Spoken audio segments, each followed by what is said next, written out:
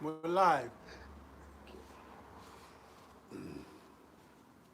What's up?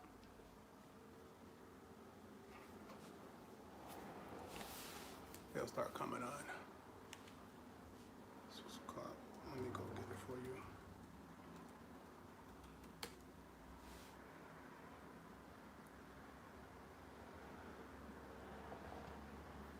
Holla at me. What's up? What's up? How you guys doing? Got a real special guest here today. Yes, buddy. We're gonna get into it.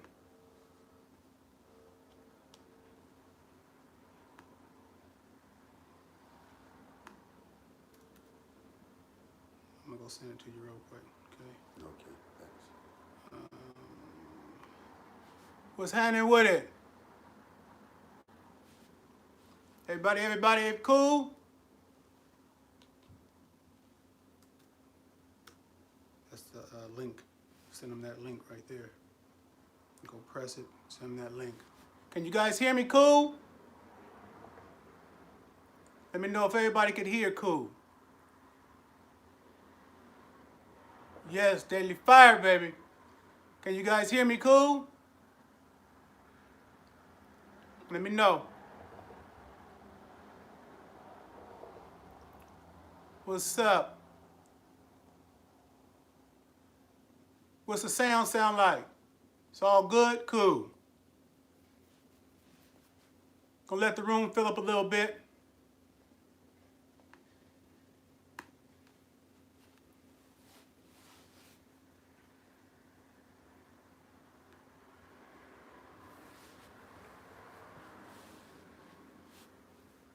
Got Jamal Johnson here today.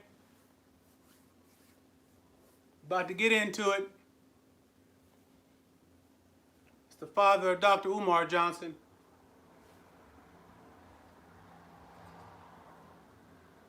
What's happening with him?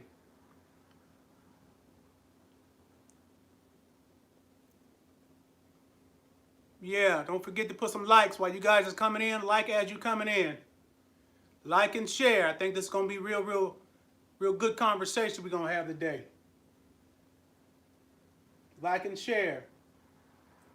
Need some spiritual education? Extended clips. Thank you for that $4, fam. What's up, Paris? What's up, family?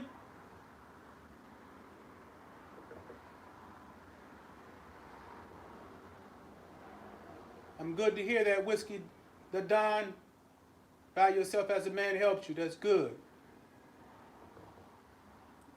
Yeah. I'm looking over here because it's easier for me to see the chat room. You got it on? I'm good. You did? Yeah. Say hello, man. How you doing? Introduce yourself, man, and explain to people who you are, what you're doing, and, you know, all that good stuff. My name is Jamal Johnson. I am part of an initiative called Stop Killing Us Now. Out of No, you good. okay. I'm from Philadelphia, Pennsylvania. I've just completed a march from Vineland, New Jersey to Washington, D.C. I started at the site of a brother named Rashawn Washington where he was killed by police. Called the Stop Killing Us March. I went to Stop Killing Us Initiative. Marched from Vineland, New Jersey to Congressional Black Caucus Chairman's office in Washington, D.C. Had a conversation with his policy director, and we're hoping that we can make some changes and get some legislation enacted upon some demands and standards that we presented to them. I met Brother Andre here a while back, here in Seattle, when I came out of here, and he and I are now going to engage in some conversation.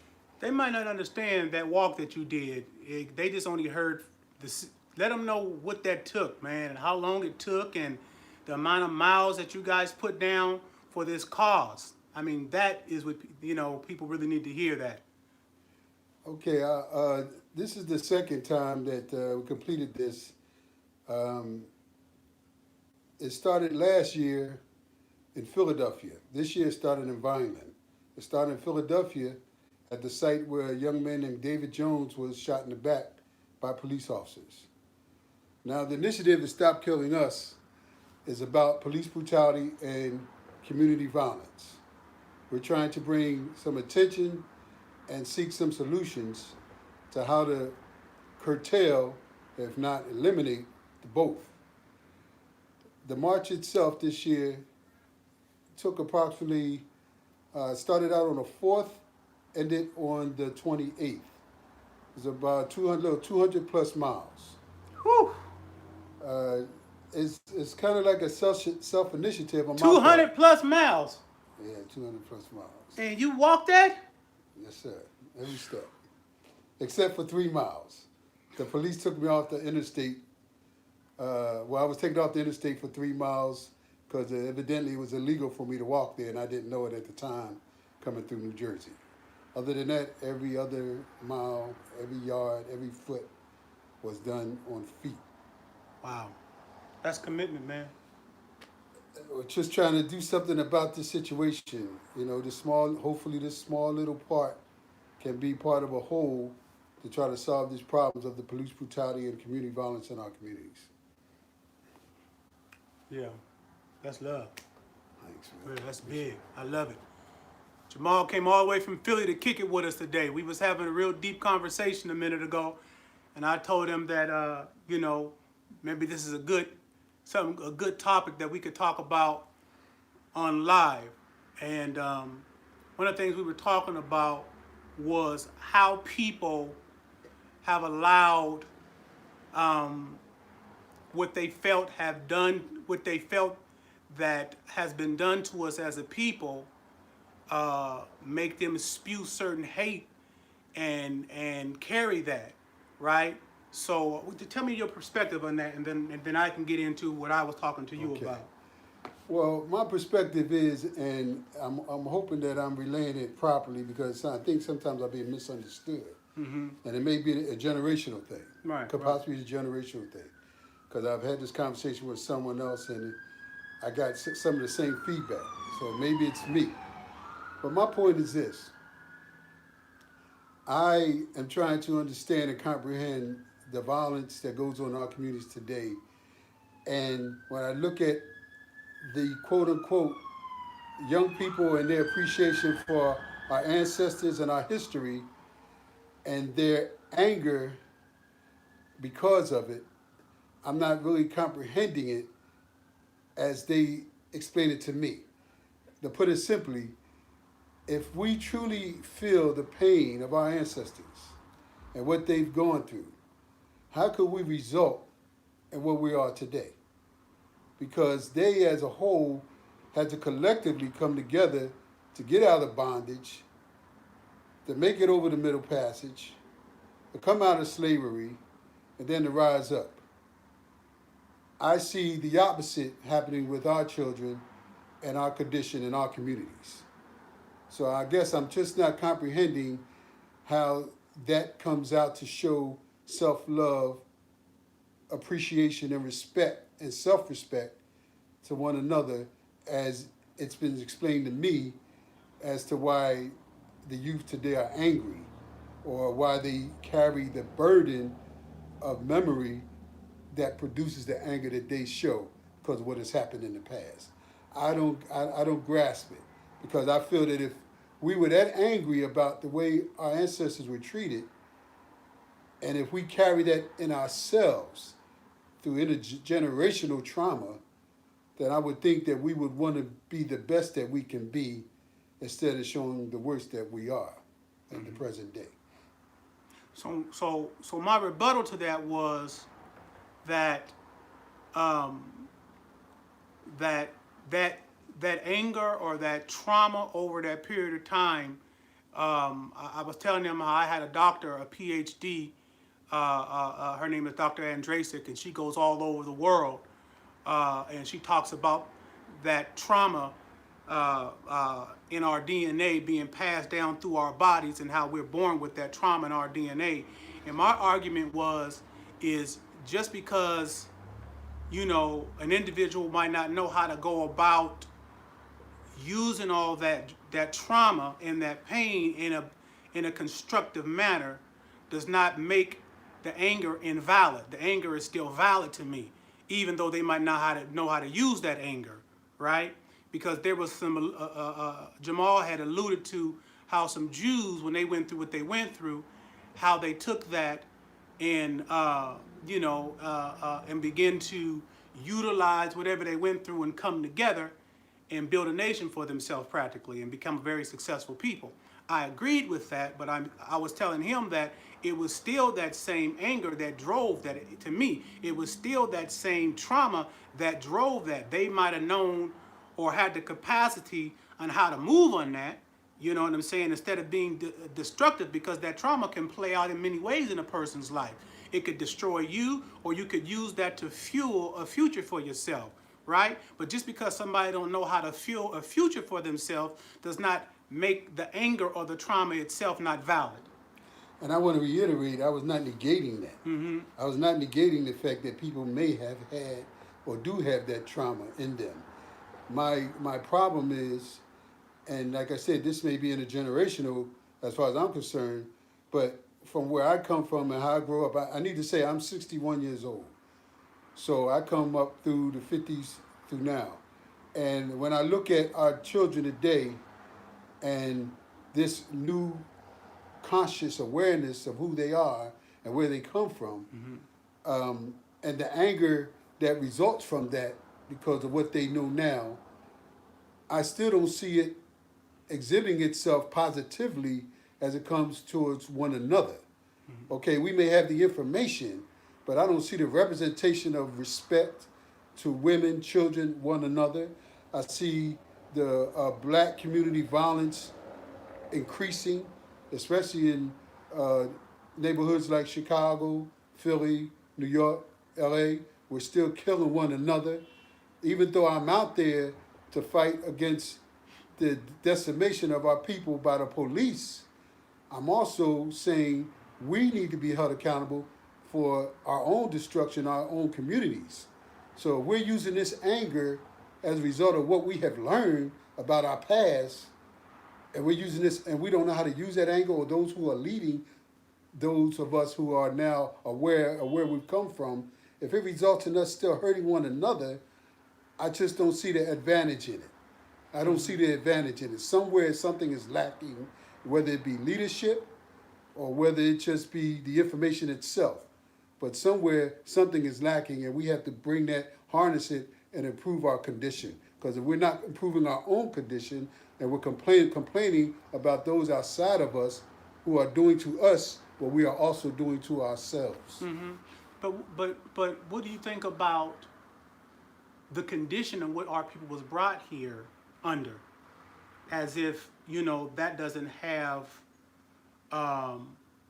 that's not a big part in that self-healing process that needs to happen. A lot of times people have to have a self-healing before they can even go forward. We haven't even dealt with the decimation of slavery, our babies getting fed to alligators, and it's not just our ancestors, it's the stuff that's going on right now that these kids are experiencing and feeling like there's nothing nobody's been able to do about these killings. So there's a sense of trauma upon trauma. So before I could try to empower somebody to begin to act constructively, I got to first deal with that trauma inside of them.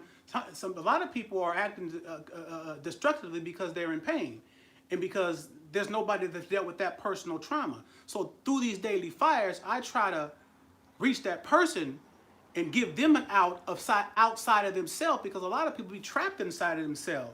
So I do have a high expectation of our people, but I also am quite aware of the amount of trauma that we have faced as a people and how destructive that is to each and every individual that have not had no type of counseling, do you know what I'm saying? No type of help to deal with those personal issues. How do you account for that? Okay, we're having a frank conversation, correct? This is daily fire. Okay. I cannot ignore the fact that I'm a father and there are fathers before me. Okay? Now, when we talk about our youth today, our youth come from us. The fathers, the mothers, they come from us. We are where we are because of something that happened in our lives, some decisions we made, positive and negative, that resulted in us being able to be here today. Those same tools that we use, hopefully, we informed our children about it so that they can progress. One thing that I keep hearing, and this is just me, I mean no offense to anyone, but I'm alive today, and I don't remember and recall in my life accepting victimology. Mm-hmm. Okay? We definitely have a long, hard history as black people in this country. But you can't just, I just don't believe, and I don't mean to be confrontational. You ain't confrontational. Just Okay. speak, bro. We here. This is all good. Okay, I just can't believe that our youth, especially those, let's say between the ages of 20 to 40, I can't believe that they have not learned any tools from any elders to how to deal with the society other than to turn on one another.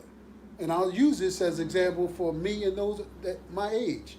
We grew up in an era of gangs, just like LA did later on, okay? And we fought one another, killed one another. A lot of us were incarcerated as a result of that. But we made it through, okay? As a result, we tried to give this knowledge to those who come after us.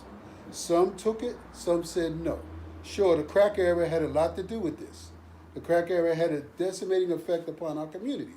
But there were still older people around, okay? Now, the question was whether the youth were receptive to the information that was being given to them so they could get the best out of life. Or did they just shut us out and say, look, I got this. I'm making my own money. I can buy my cars. I can do the things in my life you couldn't do because it wasn't dope rolling around the way it did when crack hit. So, okay, it's true. Now you got money, but you don't have the wisdom, the knowledge, and the understanding of self to be the best you can be. But because now the dollar has taken the place of the parent, now these children are now running their own lives. But the thing is, they're blaming all those who they did not listen to. Even if it's your uncle, even if it's your grandfather, it doesn't have to be your father. If it's the barber down the street, wherever you may have been in a company of men, and I'm speaking mainly to men, to young males, those guys you now listen to because you were so enmeshed in the fact that you had what you needed and you didn't need anyone else. So why would you listen to me if I'm not the one feeding you and clothing you? Or if you could buy my house with the money that you make. So we are in agreement, Jamal. We are in agreement with elders, but you went over that crack era way too fast. Okay. You just went over that like that wasn't one of the biggest. Oh no, I don't want to minimize it. Deteriorations It was. of a lot of those elders you talking about not being able to be there in our communities to be able to pass this information down to these youngsters. If we want to just be really 100, your generation. I've heard this complaint. Well, let me finish. Your generation, if you really want to be 100, I've been there. your generation you're at fault for the cause of this younger generation. Well, let me just finish because I let you finish. I gave you the floor. You know it's good. Okay, I'm just telling you. I'm It's just all saying, you good. guys are at fault. And the fact of the matter that you won't go to this younger generation and admit that and say, you know, we weren't there for you. We got hooked on crack. The sentencing laws got us put in penitentiary for exorbitant amount of times. And you didn't have, see, when I grew up, I had my father there. A lot of my friends didn't have their fathers there. That's right. They didn't have that. I agree. Right? So there's a lot of elders that weren't even in the community anymore to be able to give to these youngsters. They talk about that in Chicago right now.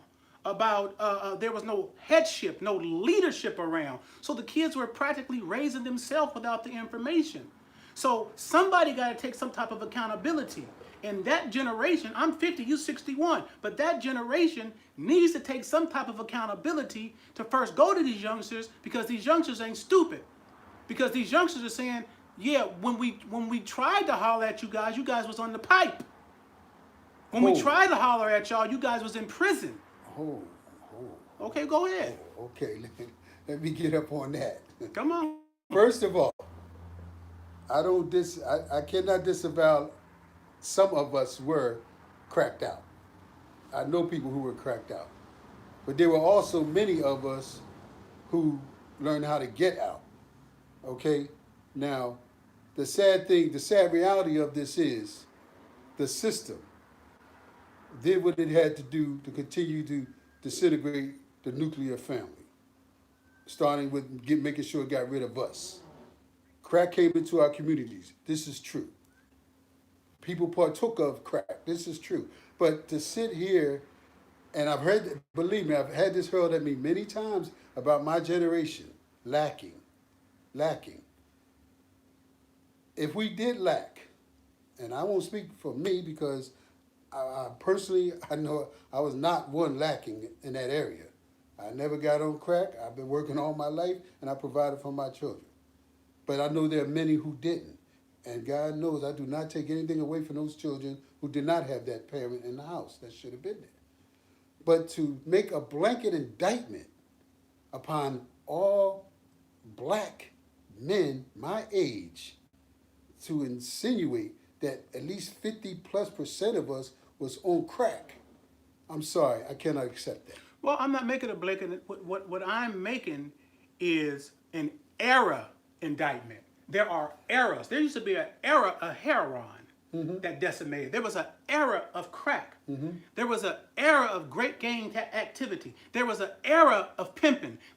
So I'm talking about the era. I'm talking about nobody individually. This era produced these results, is what I'm saying. But your statement to me was, we need to be held accountable for your era. As the absence of us, right? For the era. The era which produced our absence. Yes. Because we were all cracked out. Well, not of all course of us, not of course everybody. not all I'm of us, just talking about the era. That was an era in the 80s. That was an era of crack cocaine. Okay. The decimation of our communities. Fathers were out of the home.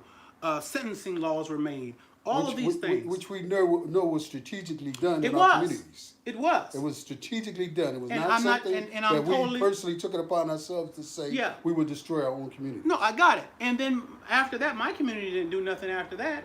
My era didn't do anything. Okay. I was just fortunate to have a father, right? But he even was caught up in that era. Right. And overcame it after not having touched a drug in 40 years of his life. Right. I'm talking about the era, brother, not every individual. That era. So how does... just like they had the Reagan era. Right. The Clinton era. And there were certain things that happened in the Reagan era that's notable for that era. But I think when you set us, not you personally, but I think that when we have this conversation and it becomes you against me. It's not. No, let me finish. Or my generation against your generation, because we were in that era and we were caught up in that era and the lack of what we did in that era that allowed our children not to have us there. I think when you say, okay, now you have to take accountability for that era, well, if you want me to be accountable for that era, then you cannot ignore who actually produced that era for us. Because it was systematically done. I'm not worried about that. I'm worried about leadership. I'm worried about teaching kids what leadership looks like. That's where the accountability comes in. Okay, but the leadership at that time... No, I'm talking about... Are we talking about at that time? I'm talking about leadership. I'm talking about black leadership. When I go talk to youngsters, I remember one of the first meetings I gave at Not This Time, when there was a bunch of youngsters there, one of the first things I said is, I want to say to you young people that I am sorry for us not being there for you. I agree with that.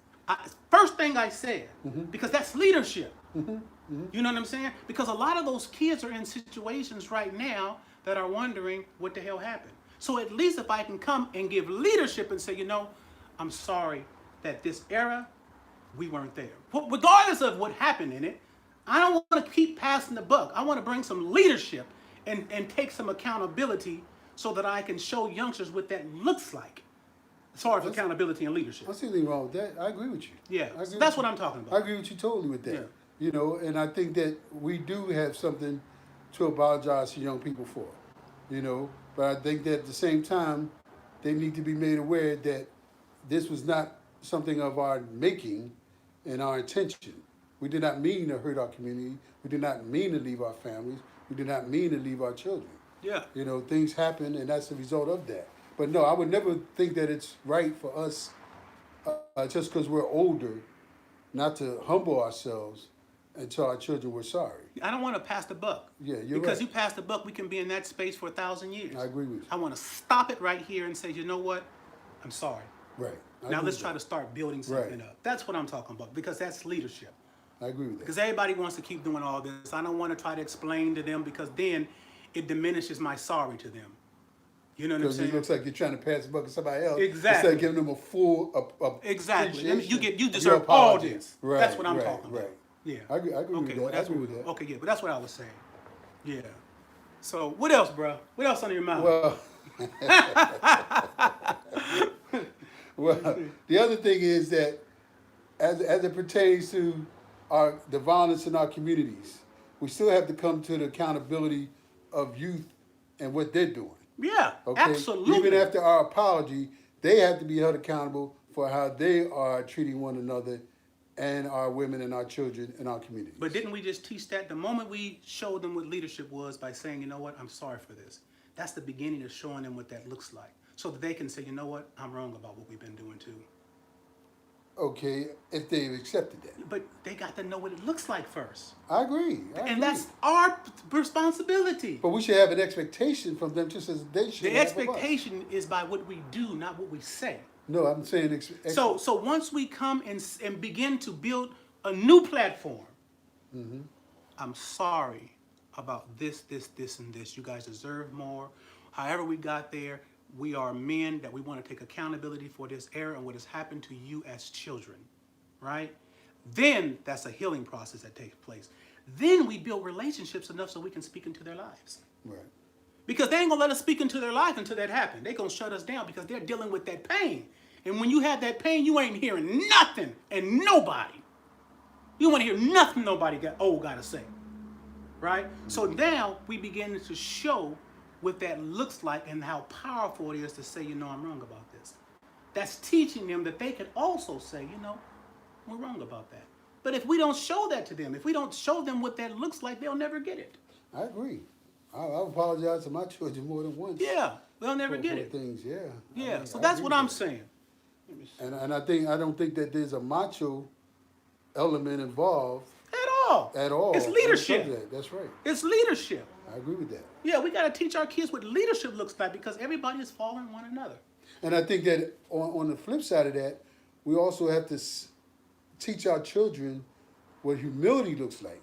Mm-hmm. Okay? And not necessarily their humility, but the humility of those that they follow. Mm-hmm. Okay? Because it seems to be dominant to run around here with Yeah, this. we're going to turn this fan on. Sure. It seems to be dominant that this quote-unquote alpha male stereotype Yeah.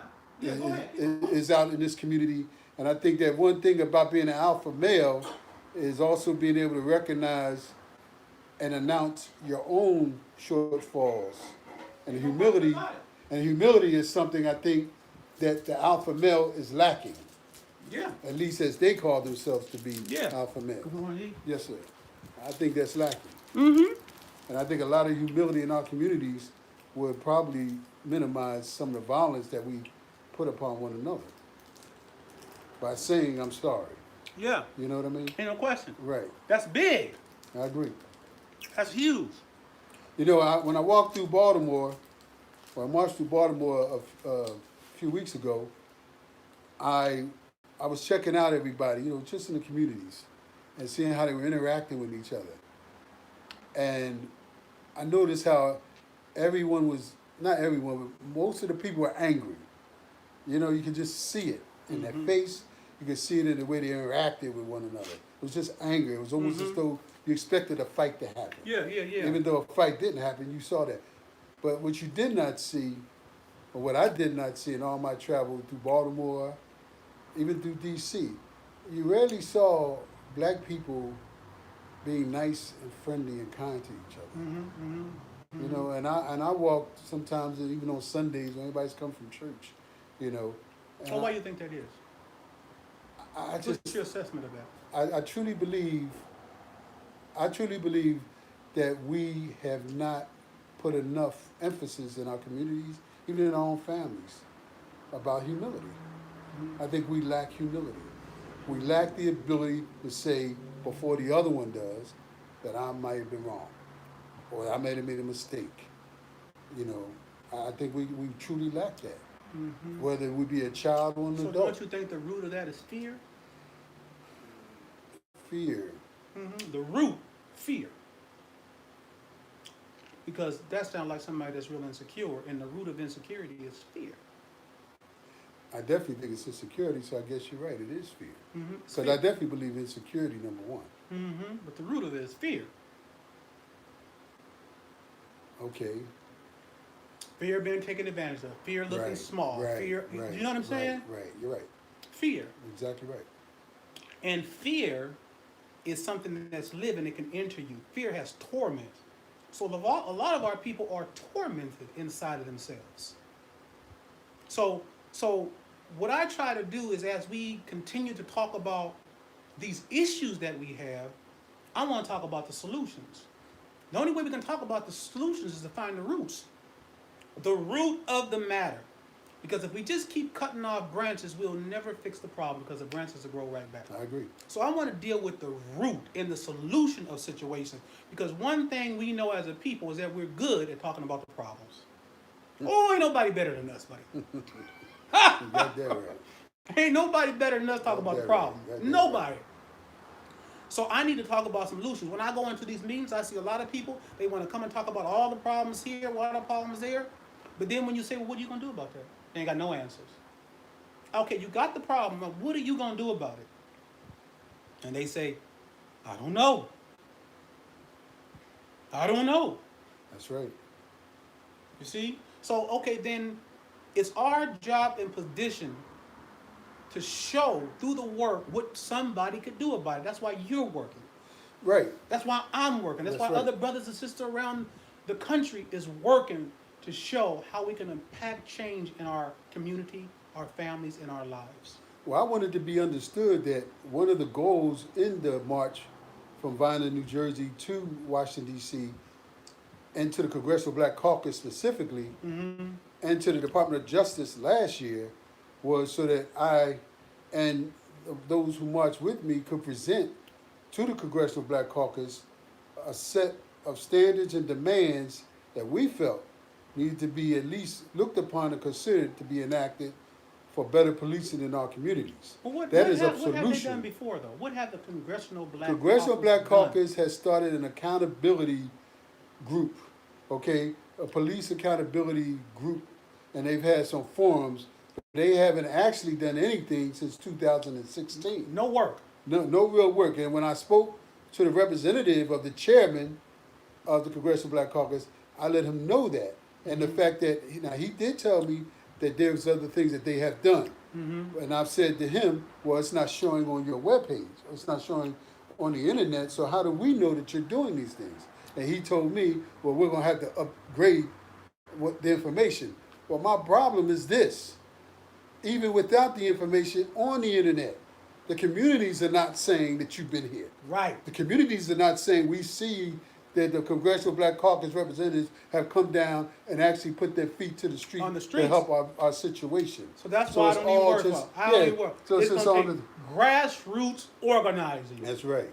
But we can work on ourselves while we still work on those that make the laws that affect us. The only way we can force them people to do something is that we win with grassroots organizing. The only way Washington responded to the way That's that they right. did, because we built coalitions, we won, that forced them to the table, is the voice of the people always. That means we must spend an extreme amount of time educating our population. Let me tell you when I first came to Washington, when I first learned out about Washington's law, that Washington has the worst law in the nation, worse than down south, Alabama, Mississippi, anywhere on police accountability. Amnesty International said Washington State have the most restrictive laws in the nation. And you know what? When I first started fighting police accountability, practically nobody knew what the law was. Right. Nobody.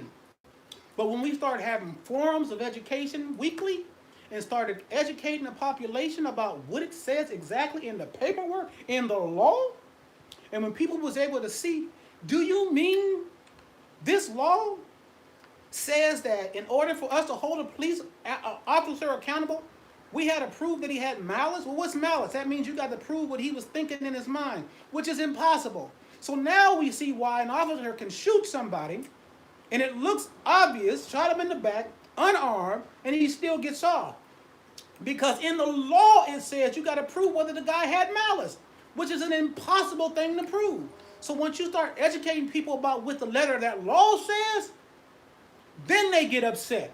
Then they say, I can't believe it. Yes, because they kept us out of the loop. We don't know what the laws are saying. We don't know how they're being written. So when we see these activities from law enforcement, we wonder how they keep getting off. Because how's the law written that make them get off? You're right. You feel me? So You're we right. done seen all these people get killed, and we done seen this with our own eyes. You done shot that man in cold blood. How's it possible? Because them folks done went around and made a law that gave police officers what we call a de facto immunity. That means in this state right now, no matter how bad an officer's behavior is, there is nothing we could do to hold him accountable. Nothing. There's a situation right now, Brother Jamal, happened 10 years ago. He was a native carver, a homeless man. His name was John T. Williams. An officer by the name of N. Burke went up to him, and he has a little carving knife, and he was hard of hearing. In 4 seconds, shot him in the back, killed him. Guess what the police found? The police found that N. Burke violated police policy, but they still couldn't bring him up on charges because the law said you still had to prove that he had malice. So although in this country there's laws like that our people are not being educated on. So we don't know why the hell this keep happening. So we don't know to go change laws. So yes, we rally, yes, we march, but unless we change policy and legislation, it will continue to happen. That's the different fight. So as far as the Black Congressional Caucus, I don't know what they're doing, but I'm not depending on them to do anything. No, hold on now. We didn't get to no level of dependability for anybody. Right. Okay, we got to get out there. And that's one of the things that I do have a problem with in reference to a lot of people who think protest is outdated. No, it will never be. It's not outdated. It will never be. I can, just as we talk about some successes in reference to when we do things, we're talking about accountability. We're talking about proof. Show us proof that the things that we're doing means something, or why other people need to join us to help us do what we do. Right. In Philadelphia, there was a young man named David Jones. He was riding a motorbike a couple years ago. Last year, riding a motorbike. Police officer pulls over. Now, the police officer was en route to the police station. He had 2 people, I believe 2 or 3 people, a father and his daughters in the car that were supposed to be going to file a report. Yeah. Well, he sees David on the bike, and he decides, I'm sick of seeing these guys against the law for him to be on this motorbike. I'm going to do something about it. So he pulls over and pulls David over on the bike. He gets out of the van. He approaches David, who happens to have a firearm. They talk. Firearm drops to the ground. David gets to running. The police officer, Officer Powell now, he pulls out his gun and shoots David in the back and kills him. Now, we protest the killing, but we also want to know why is it that the officer is still out here enjoying his life, Free. not being charged while you investigate. Well, in the interim, a young man named Michael White has an altercation with a gentleman, happens to be a white gentleman. Michael happens to be black, youth. He stabs the man in an altercation. He's automatically accused of murder, placed in jail, even though the circumstances are questionable as to whether the man he killed was the aggressor or he was the aggressor. So we take to the streets again to say this. If Officer Powell now can be enjoying the fruits of his family under investigation of murder, why can't this young man here be out also enjoying his family while you investigate this murder? Right. Okay? As a result, which is very rare in Philadelphia, protests, the DA says, okay, you know what? We're going to reduce the charge and allow him to go home. Mm-hmm. Great.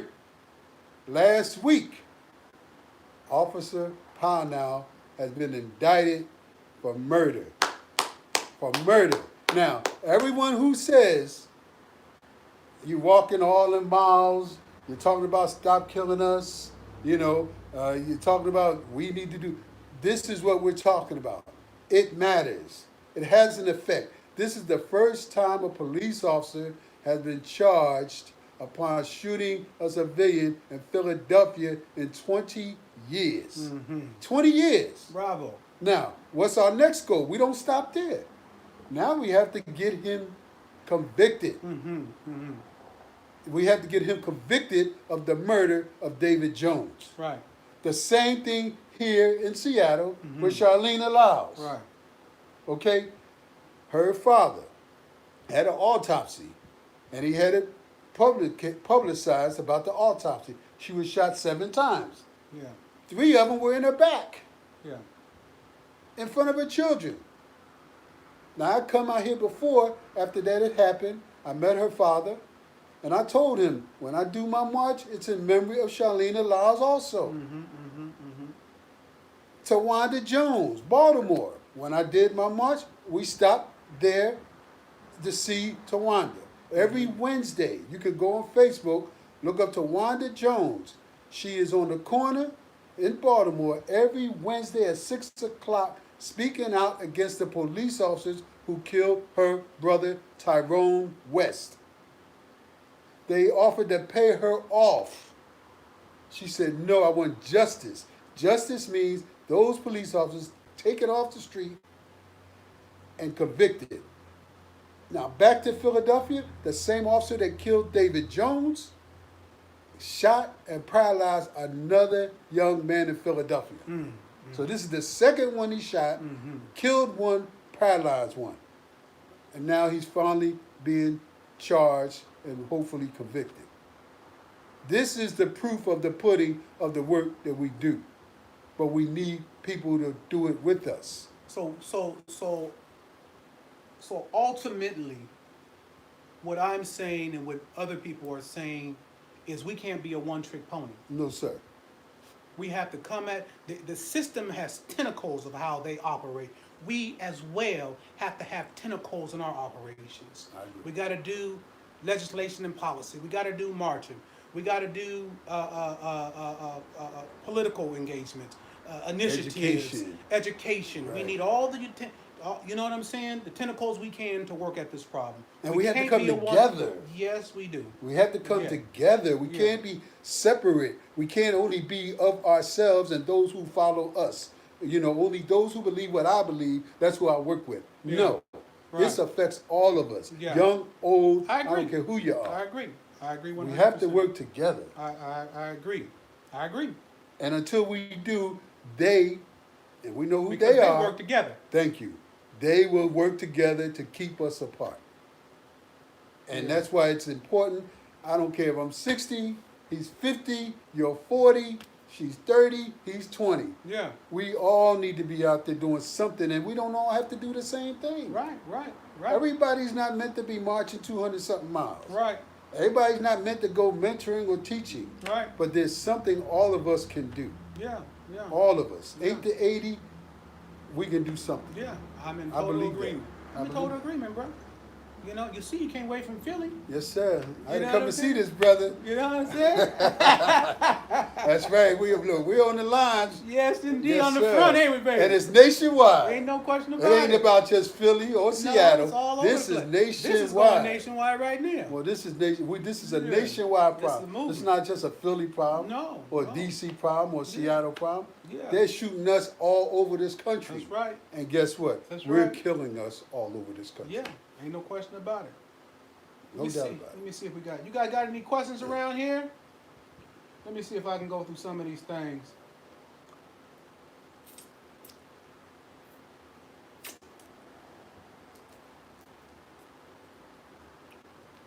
Anybody got any questions you want to ask Jamal, myself?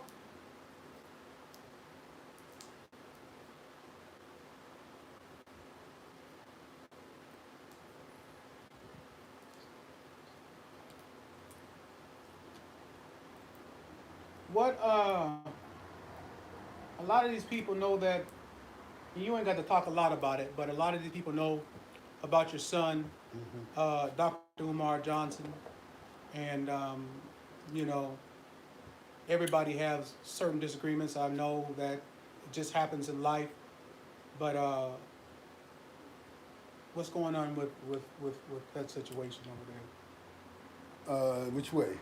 You have to make it a little more specific. It's a pretty complicated situation overall. So, Well, there's disagreements about the way you go at activism or things of that nature. I'm sure there might be some things you disagree, but I'm sure there's some things. are you talking about he and I? Yeah, but I'm sure there's some things that you might disagree, but I'm sure there's some things that you're very proud of him about as well. Oh, no doubt. Mm-hmm. No doubt. I'm very proud of what he's accomplished. There are some differences and some things in the way that maybe I feel, and maybe, like I said, it could be generational. Mm-hmm. The way that I feel that things are being gone about. There's some very distasteful things that I've seen and heard that I don't approve of. But ultimately, I guess the main thing that I'm concerned about is what seems to be the division that arises maybe from some of the dialogue, rhetoric, and beliefs. You know, I don't know why we think that we can be separate and get things done. It's not going to happen. Not in this country. Right. Now, I know there's a so-called Back to Africa understanding that many people that are into Pan-Africanism believe in. And if that be the case, then I'm sure maybe then if they get over there, they can establish something different. But in this country, I believe we all need to work together. Well, let me just give you a caveat. I ain't going nowhere until they pay back everything that my ancestors done went through. I heard that. You hear what I'm saying? I I got heard to that. get every single bit of what my folks done paid for before I step out of this place. I hear you. They ain't gonna use us all up for all them years and then, okay, yeah, you can go. That ain't happening. We deserve half the country, really, because we worked for it. We did. So I'm not going nowhere. They're gonna have to give that up, and they will. While I'm here, it's gonna happen. Watch it, see what I say. I hear you. And then let me say this also, man, because when I'm thinking about you and your son, I'm thinking about my father and I, and my father's position as my father in my life. He will always be my father. He always gonna see things maybe a little different than me, but that's my father. Right. Those are allowances that I make for my father. I might not make those allowances for nobody else, but that's my father, and I have to understand he's not coming from a perspective of a friend. He's coming from a perspective of my father, and there's a different way that your father gonna see you, because that's your daddy. You could be 100 years old and your daddy's still alive, it's still gonna be your daddy. So I just want to say that, you know, whatever that situation looks like, that I understand, because I remember my father just all through my life critiquing me. You know what I'm saying? I didn't have to like all of them. But, you know, I remember when I was 18 years old, and we were somewhere, my dad wanted to talk to me, we were talking about something. He never said anything like this to me. And he said, got so angry with me, and he said, you know, boy, I'd slap you in your face or something. Something he said like that. You know what I told him? I said, yeah, Dad, and I'll let you. You know what I'm saying? That's Right. my father, man. Right. You know what I'm saying? And just, I've never disrespected my elders. I've never disrespected my father. I could take that to my grave, knowing that I never had to raise my voice to him. My grandmother, when my grandmother just died last year, 99 years old. I go over there. She said, boy, go take out that garbage. Okay, Grandma. There was never a time that I felt it was necessary, even when I was hurt by something that maybe one of my elders had said in my families. There was never a need for me to try to disrespect them, because I could have my own view. But as far as that disrespect, that never carried in my family. Well, I just believe that we have to. And I'm not saying he did that. I'm just No, speaking no. for I'm saying myself. I'm just saying as a whole, and I'm reflecting that off of me and my son too, because we're both men. Yeah. You know, and we may even have a warrior spirit in us, and we may have a stubbornness in us. But we should always remember that a village never got taken, at least not willfully, when the men were on the front line. Okay, they had to go through the men to get to the women and children. But if the men were fighting one another, then who's defending the women and the children? But what does that unpack that? So what do you? Okay, so unpack that with. so what I'm saying is that as our young people watch us and maybe look down upon us or even disappointed in us, older folk, because of where they are in their situation today, they have to realize, and I would like to make an appeal, a request, not a demand, a request, that they understand that we've had our own challenges getting to where we are today. You know, we may not have gone the same path as they have, but we still had our challenges. And we're still here today because of overcoming those challenges. And as a result of that, we all need to get into this together on the front line. Okay, young and old men. That means we can't go around and insult, disrespect, demean one another, and then expect us to come together when the enemy confronts us. Right. Because the enemy is going to allow us to just turn within. Right. And all they're going to do is wait for the spoils. Right. And they're going to collect. You know, we have got to be mature, responsible, and aware of not only what we say and what we do, but the ramifications of the effect of that long term. It's not about you, it's not about me, it's about us. Right. And until we get back to us as a whole and get out of this me, egomaniac mentality that a lot of us have, our women and children are just prey to anybody out there. They really are. And we need to really get on point with that. So as I see my son and some of these other, I don't know if they want to be called leaders, but people of respect by our youth, sometimes I just wonder if they are aware of the awesome responsibility that it is when you give people knowledge and they take that knowledge to heart and they live through that knowledge that you give them.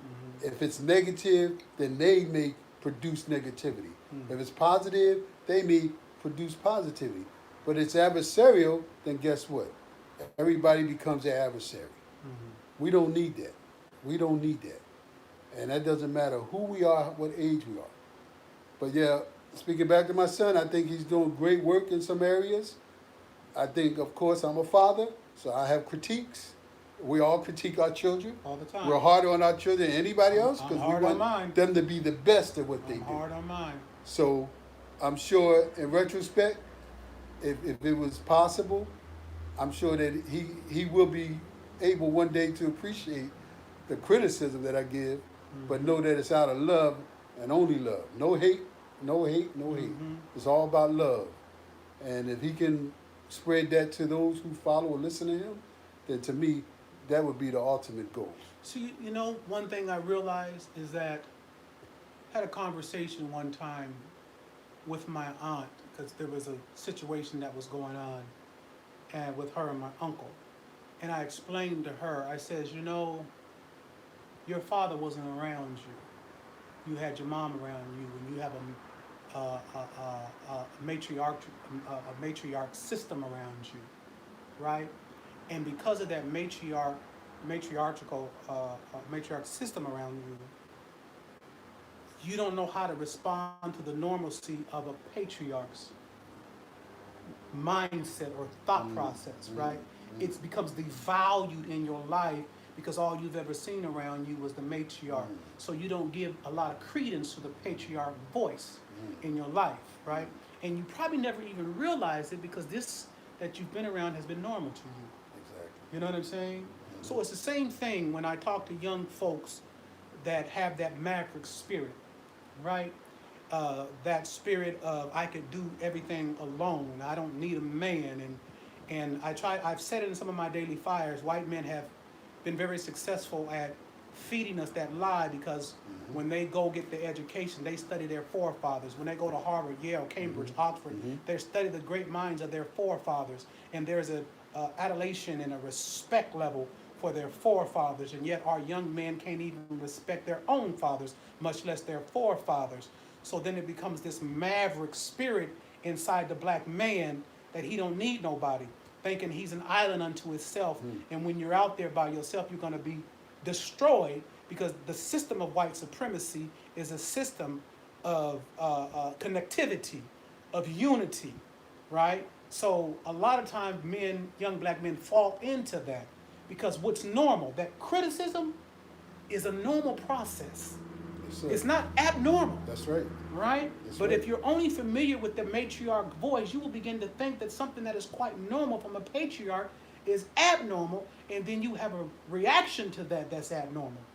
And you think that it's normal, but it is unnormal for you to react to something that is supposed to be quite normal. And if I may, on the emotional level, when you have a male influence as it pertains to your emotions, especially an older example, you will find that you will react emotionally different than you would without it. Okay, because one of the things that most men, have learned is that you don't react. You don't let something become the stimuli to cause you to act that's outside of yourself. Because then when you finally come back to yourself and see what you presented, you may be totally embarrassed by that. Or outside of your information. Exactly. I agree. And I think that, unfortunately, in our communities, which we all know, probably about 70% of households are headed by women, okay? And contrary to what some people may believe, some strong women have produced some strong men. Right. But just imagine how strong that man would have been if he had a man in his life, along with the strength of that strong woman. Yeah. You know, so we have to continue to try to earn that respect from the woman and our children. We do have work to do. I have no doubt. I know I do. We have work to do when it comes to gaining back the love and respect from our communities as men. Right. So women don't have to think they have to step up and step out. Right. Because they got us doing it for them. But if we're so consumed with what we get in our egos instead of what we let go, so that our women and our children can be safe, then they will continue to be, like I said earlier, prey to all and everything that's out there. You know, and I think we really have to concentrate on that. We have to start getting into them and not us. Because it seems, even when I see some of the stuff on the internet, I see so many clashing of egos. You know, I don't hear babies in the background. I don't hear women saying, honey, do this or that. All I hear is men, egos clashing. But once you get into a home environment where you have a woman and children in your life, then you become more aware of what's going on around you, because you don't want those children to feed on and become the worst of who you are. But part of that comes from being in charge. And men must take charge of these communities. There's no way our kids could be killing one another like this if we were in charge of our communities. So there's a line in scripture that says that folly sets in great dignity. And I hear a lot of young dudes online too, and you know, bright young fellas, you know what I'm saying?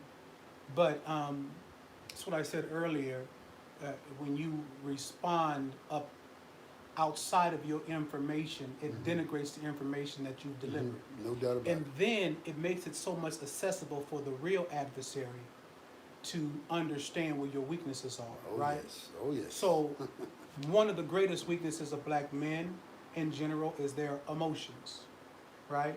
And a lot of that comes from the environment of how they were raised, right? No doubt. Not knowing how to reason and think through things. And not only that, taking an attitude that is so beneath me to have a reaction to everything that you're saying, because then you're empowering the person that have said something to you. That's right. Right? So my whole thing is, because I've listened to your son, he's sharp, he has a lot of great things to say. I listened to Tyreek and a lot of these other fellas out there. I've listened to a lot of them.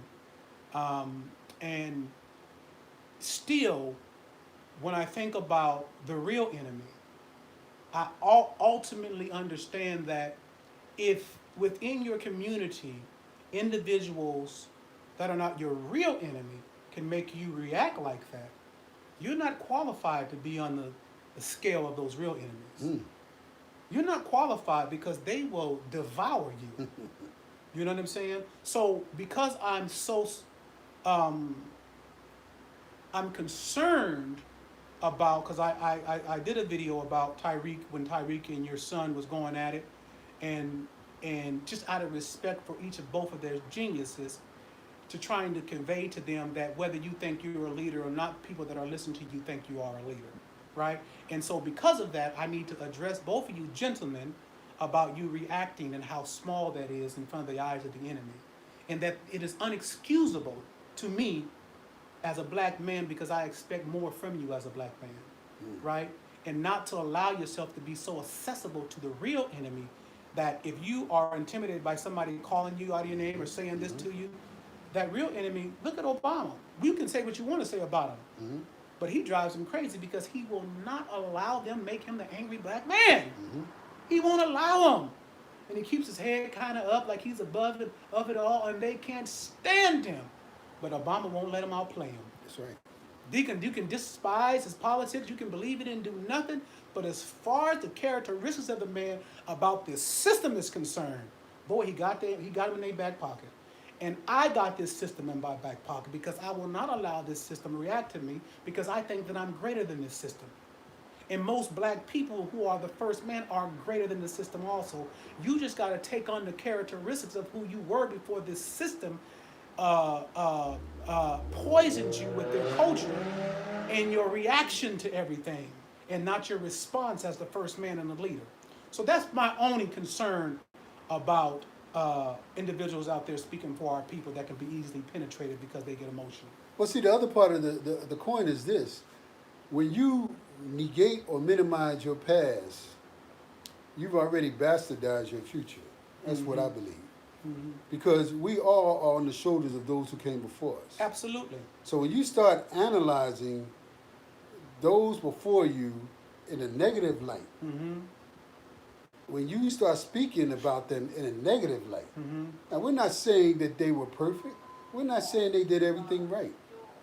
But the bottom line is, you don't build on the pride of a culture by negating the accomplishments of those that are in that culture that came before you. Yeah. And I am so aghast, insulted, and incensed when I hear these young guys today speak about our past quote-unquote heroes. You know? I mean, you can't sit here 1 minute and say that the ancestors did this and that for you as though you have a channel to certain ancestors, and a certain ancestors you don't get a channel from. Because we're being channeled from all our ancestors. But then you take that one ancestor and you speak badly about that ancestor. You don't have a right. I don't care who you are. You have no right. You have no idea what they went through to get where they are. Just like we make mistakes along the way. I made many mistakes along the way in my life. But that's why I can now humbly say, I know I did. As opposed to pridefully saying, I don't make mistakes. Everything I do is correct.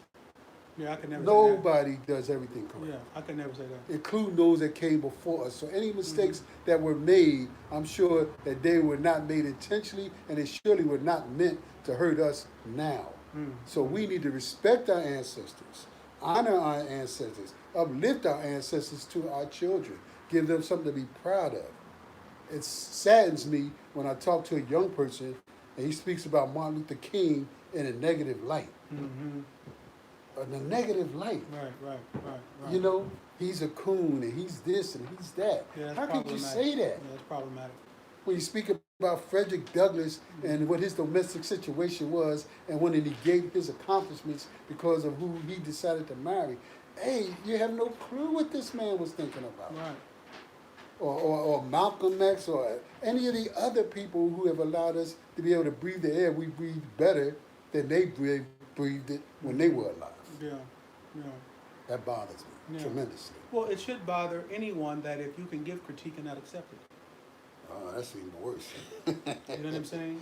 That's where humility comes in. Yeah, if you can give critique, you have to be able to take critique No at doubt all. about it. If you can only give critique, then that is a character flaw within your character. Yes, it is. Whoever it is. Yes, it is. No You know doubt what about I'm saying? I used to say when I got out the feds, I used to say, I'm glad these Negroes didn't sentence me. I hear you. I'm glad these Negroes didn't sentence me. I would have never got out. Never got out. Well, I'm trying to Got tell you, they that would have right. had me for 4,000 years, you know. And that's why it's important that we, even though we fight police brutality, Yeah. we keep making sure we piggyback and say we need to stop the violence in our own Most communities. definitely. Most You know, a newsman came out to me during the march and said he stopped me because I had the police brutality sign in the front, but on the back, my sign said that Black Lives Matter, stop killing each other. Mm-hmm. And he says no one says that. No one flips it and says, okay, what ownership do we have for some of the crime that happens Ain't to no us? question about it.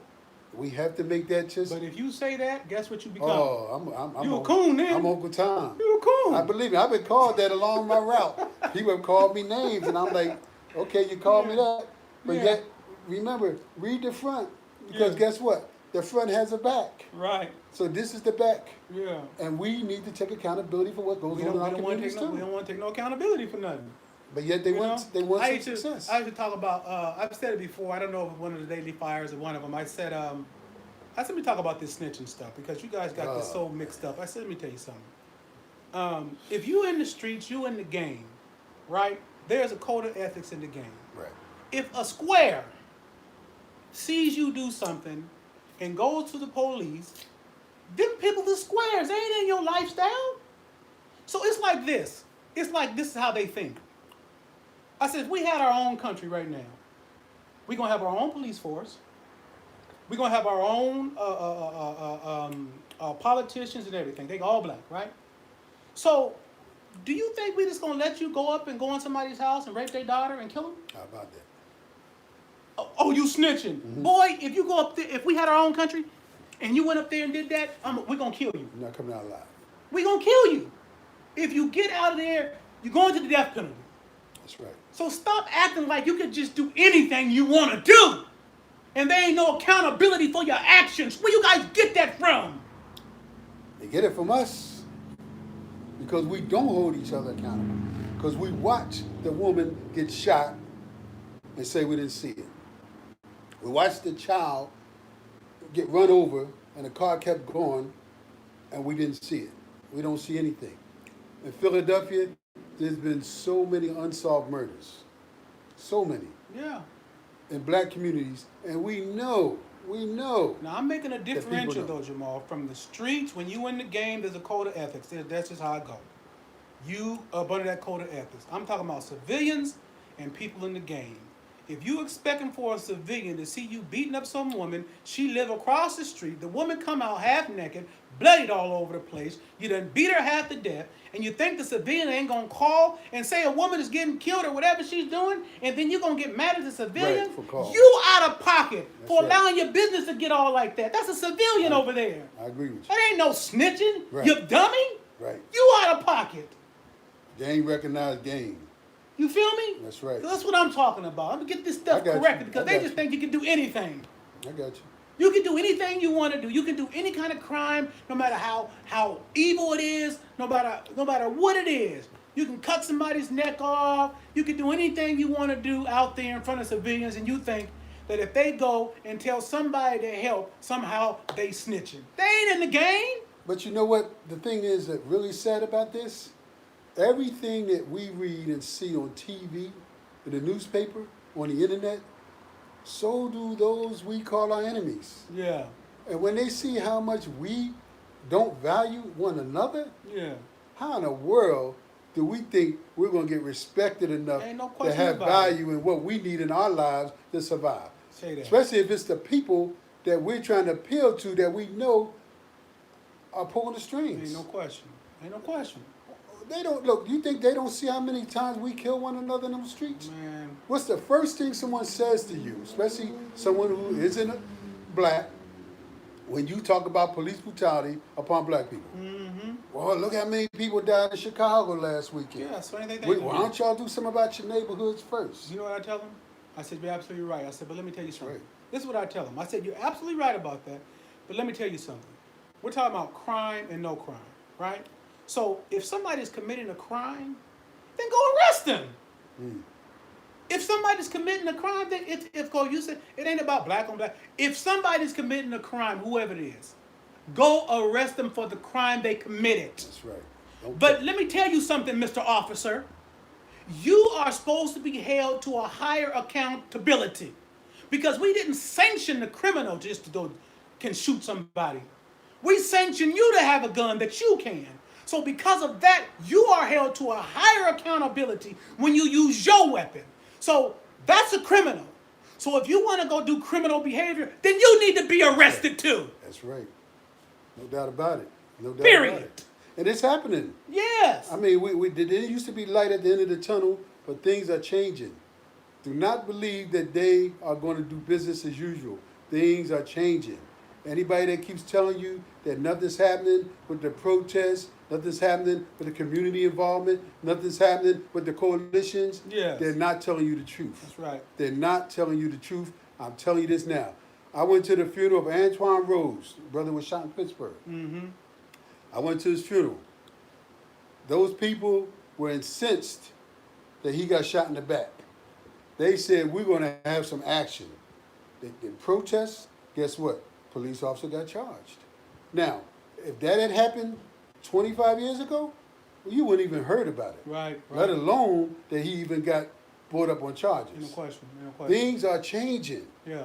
But they won't change if we keep looking for somebody else to change it for us. Ain't no question about it. We got to change it. We got to be involved. And if we're not, then we need to shut up. Shut up. I'm not shutting up because I'm not doing the sitting work. down. We doing the work. We doing the work. You know what I mean? So I'm going to make a noise because I'm Yes, doing the sir. work and I'm asking for other people to make noise with Ain't me. no question about it. Yes, Let me sir. see. Y'all got some questions around here for us? Holla at your boy. See what you got. Question for Jamal, myself. Do y'all, what is this you say? Hold on.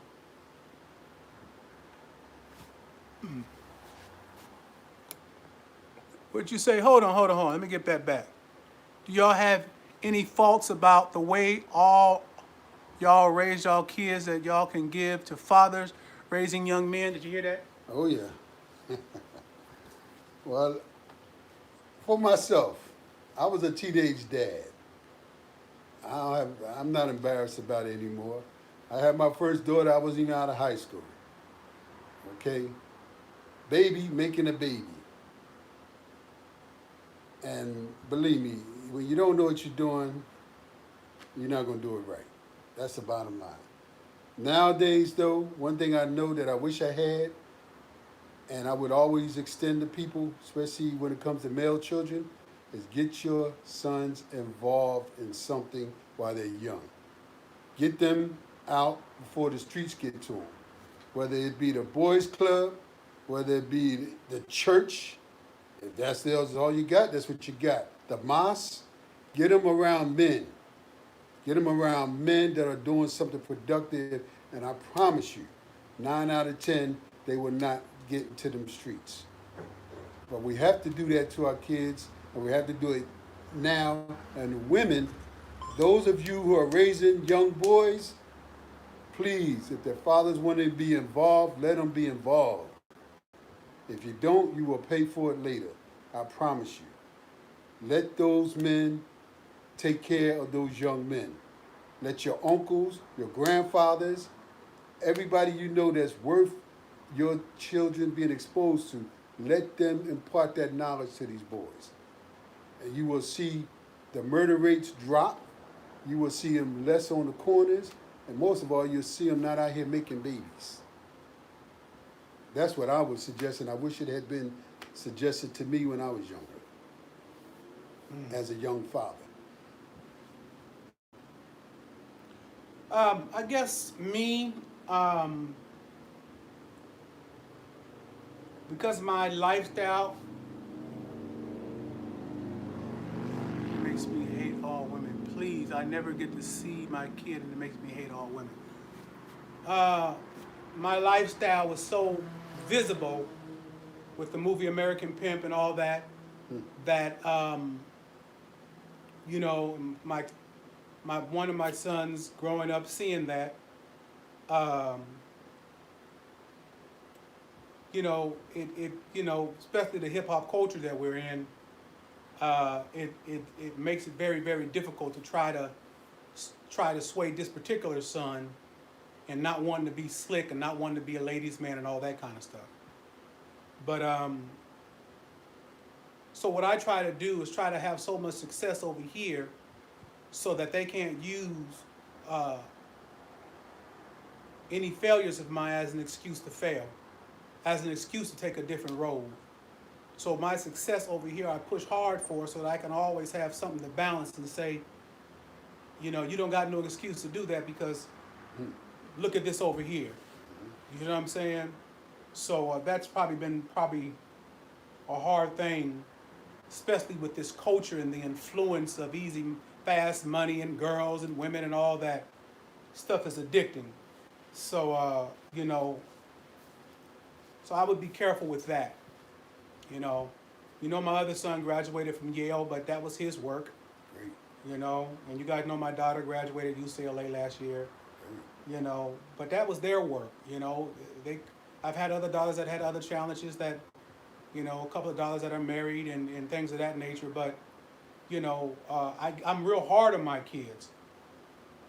Real hard on my kids. I'm talking about extremely hard, and I don't know how to be no other way because I know what them streets can provide for you. So I'm going to let them know that ain't no sense of trying to go out there finding somebody that's slick. Ain't nobody going to be more slicker than your daddy. I can tell you that right now. So I'm going to give it to you trio right now, Let me see what other end you guys hear.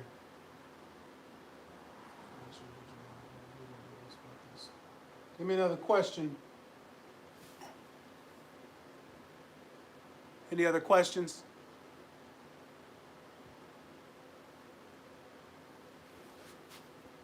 Where we at right now?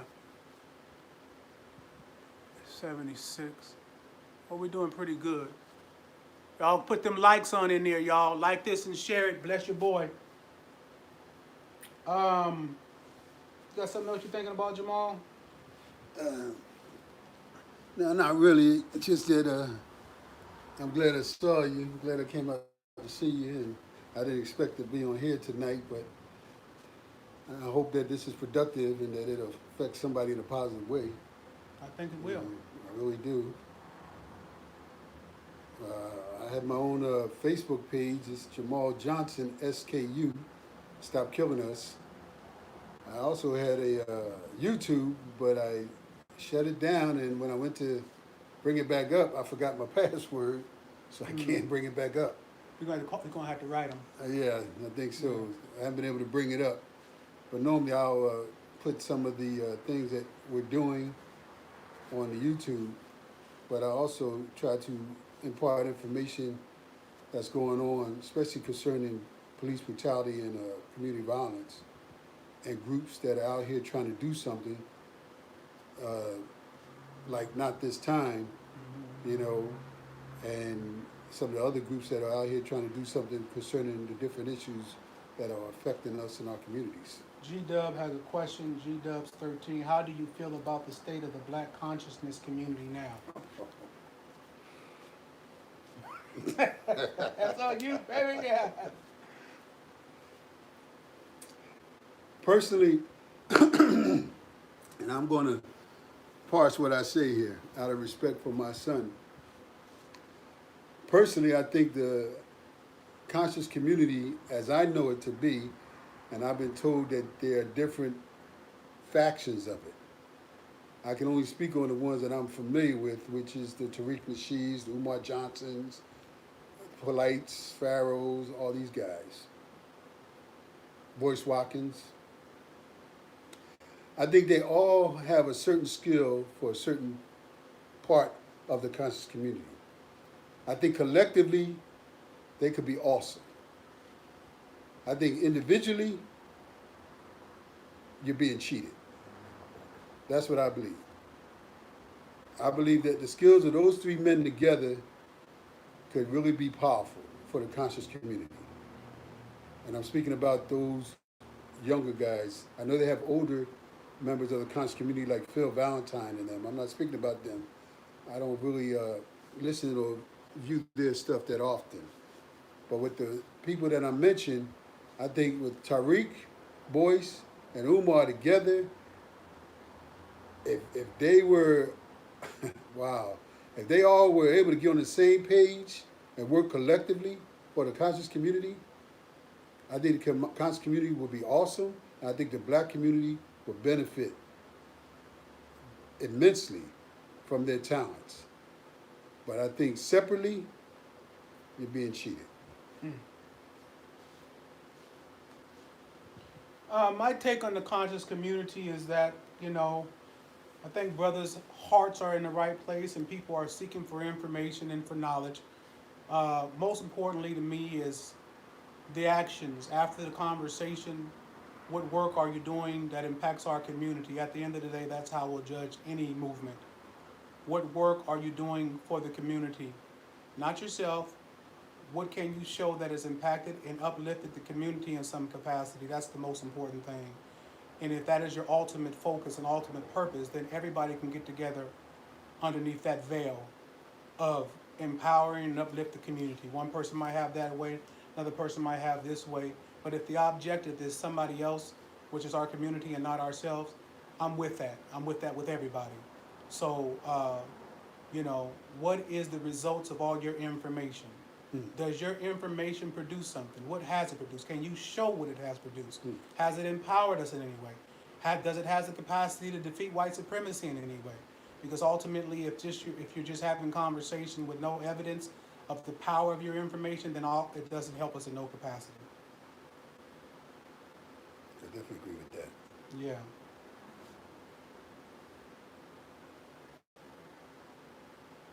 Somebody said Umar has to conquer his ego. No comment.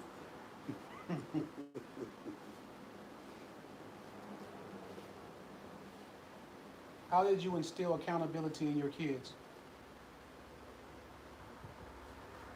Unfortunately and honestly, the way I was given accountability, you messed up, you paid up. Personally, I don't think that's the right way to do it. This comes from generations of the way that we have been raised, and I'm sure a lot of you are familiar with spare the what's it called? Spare the child, Yeah. spoil the child, Spare the rod, spoil the child. Well, when I grew up, they took it literally, and I mean that literally. Me too. And unfortunately, some of us may have been overboard with it. And now I think that we need to learn how to temper that. I'm not saying to do it or not do it. I'm saying that we also have to make sure we give them that love. Because I think we do more impulsive, punitive damage than we do long-term emotional health. And our kids obviously are showing us that in a lot of ways that they handle their own situations. Mm-hmm. Somebody said they concur. Accountability is a big, big thing to me in our family. What I try to do with my kids, one thing that I always did was create a safe place. And this safe place that I would create for my kids is when I know they've done something so bad that they would never want to tell me. I mean, just real bad, right? And so I would tell them, I said, listen, I'm going to create this safe place. And they knew what it meant. A safe place meant that no matter what they told me, they would not get in trouble for it, right? They would not get in trouble for this. And I told them the reason why it's necessary for me to create this safe place, because you holding that inside of yourself of what you've done will ultimately begin to wear on you as an individual as you go through your life. Because no matter what front you put on inside of you, you will know that you are a liar and that you're not a nice person, right? And that will weigh on you, inside. So this safe place was an opportunity to allow them to trust the process that they could share with me any and everything, right? And they had to trust that. And so there were some things that they told me that, of course, that I was displeased with, but again, they didn't get in trouble because I wanted them to learn that they could trust talking to me even more than their closest friends about some things that were like, real, real, real bad. So that was a means of me trying to develop trust, so that if I do discipline you for something, you already know that I've already given you safe places before, so you know that I love you, right? So I'm just not whooping your butt just to be whooping your butt, right? And then you can accept it a little more when you know that I've created spaces for our relationship so that you can trust that my decision about whooping you was the right one, so that you won't, take that personal, that you can be accountable for the mistake that you made.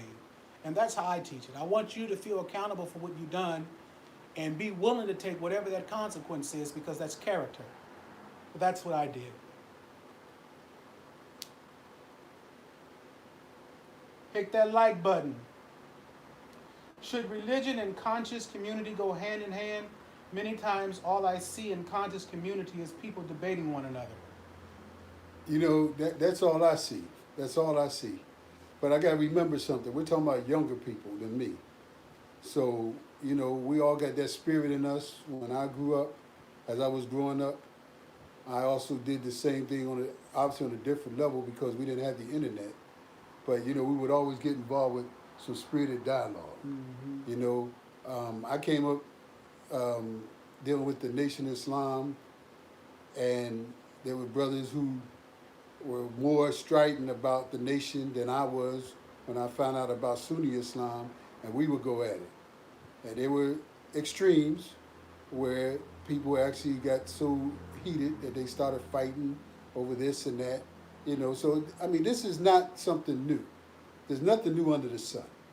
Okay, there may be different ways in which it's relayed, but it's still the same stuff. We're always going to have it in us to want to prove who's right and who's wrong. The sad part is that a lot of these young brothers out here just won't accept. It takes an extraordinary young person to have wisdom. Normally you learn wisdom by your mistakes. And a lot of these young people haven't lived long enough to gain the wisdom that they need to lead as much as they want to lead. And because they haven't, they're making a lot of mistakes. And they're being publicly displayed, which really takes away from not only their message, but their character. Unfortunately, they say there's no fool like an old fool. Well, that's not true because you're looking at one. Believe me, I've done some foolish things, but I've learned a lot. And that's why we don't need to remake the wheel for these people out here who are now leading or claim to want to show the right way to certain people. I try to watch the word leader because I've heard some of these guys say they're not leaders. So I don't want to put a title on them that they're not. Now, there are some who say, I am the leader. And so be it if that's what they think they are.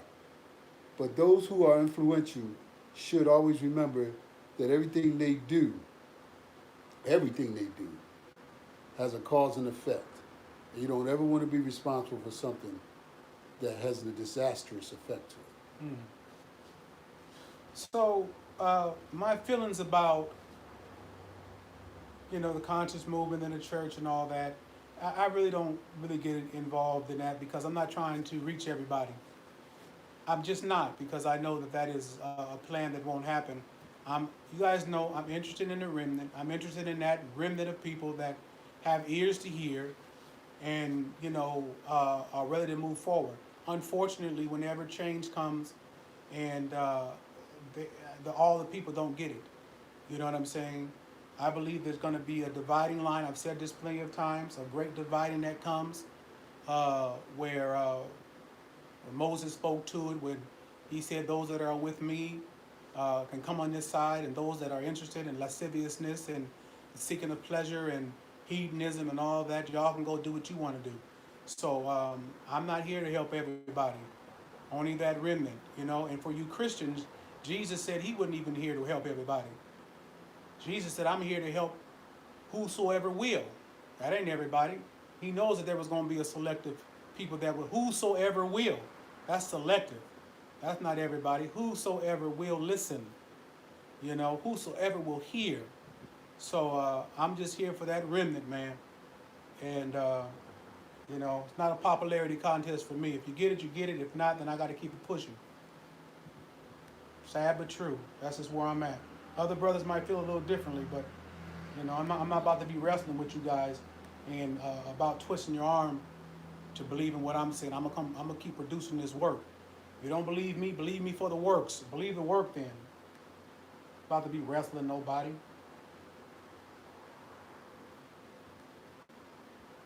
I'm not gonna devalue the information. You know, I'm not gonna devalue the information. If I had $1 million and I said I had it, brothers will climb over bridges. They'll swim the Atlantic Ocean. They'll do anything to come get this $1 million. So this information is gonna be just as valuable.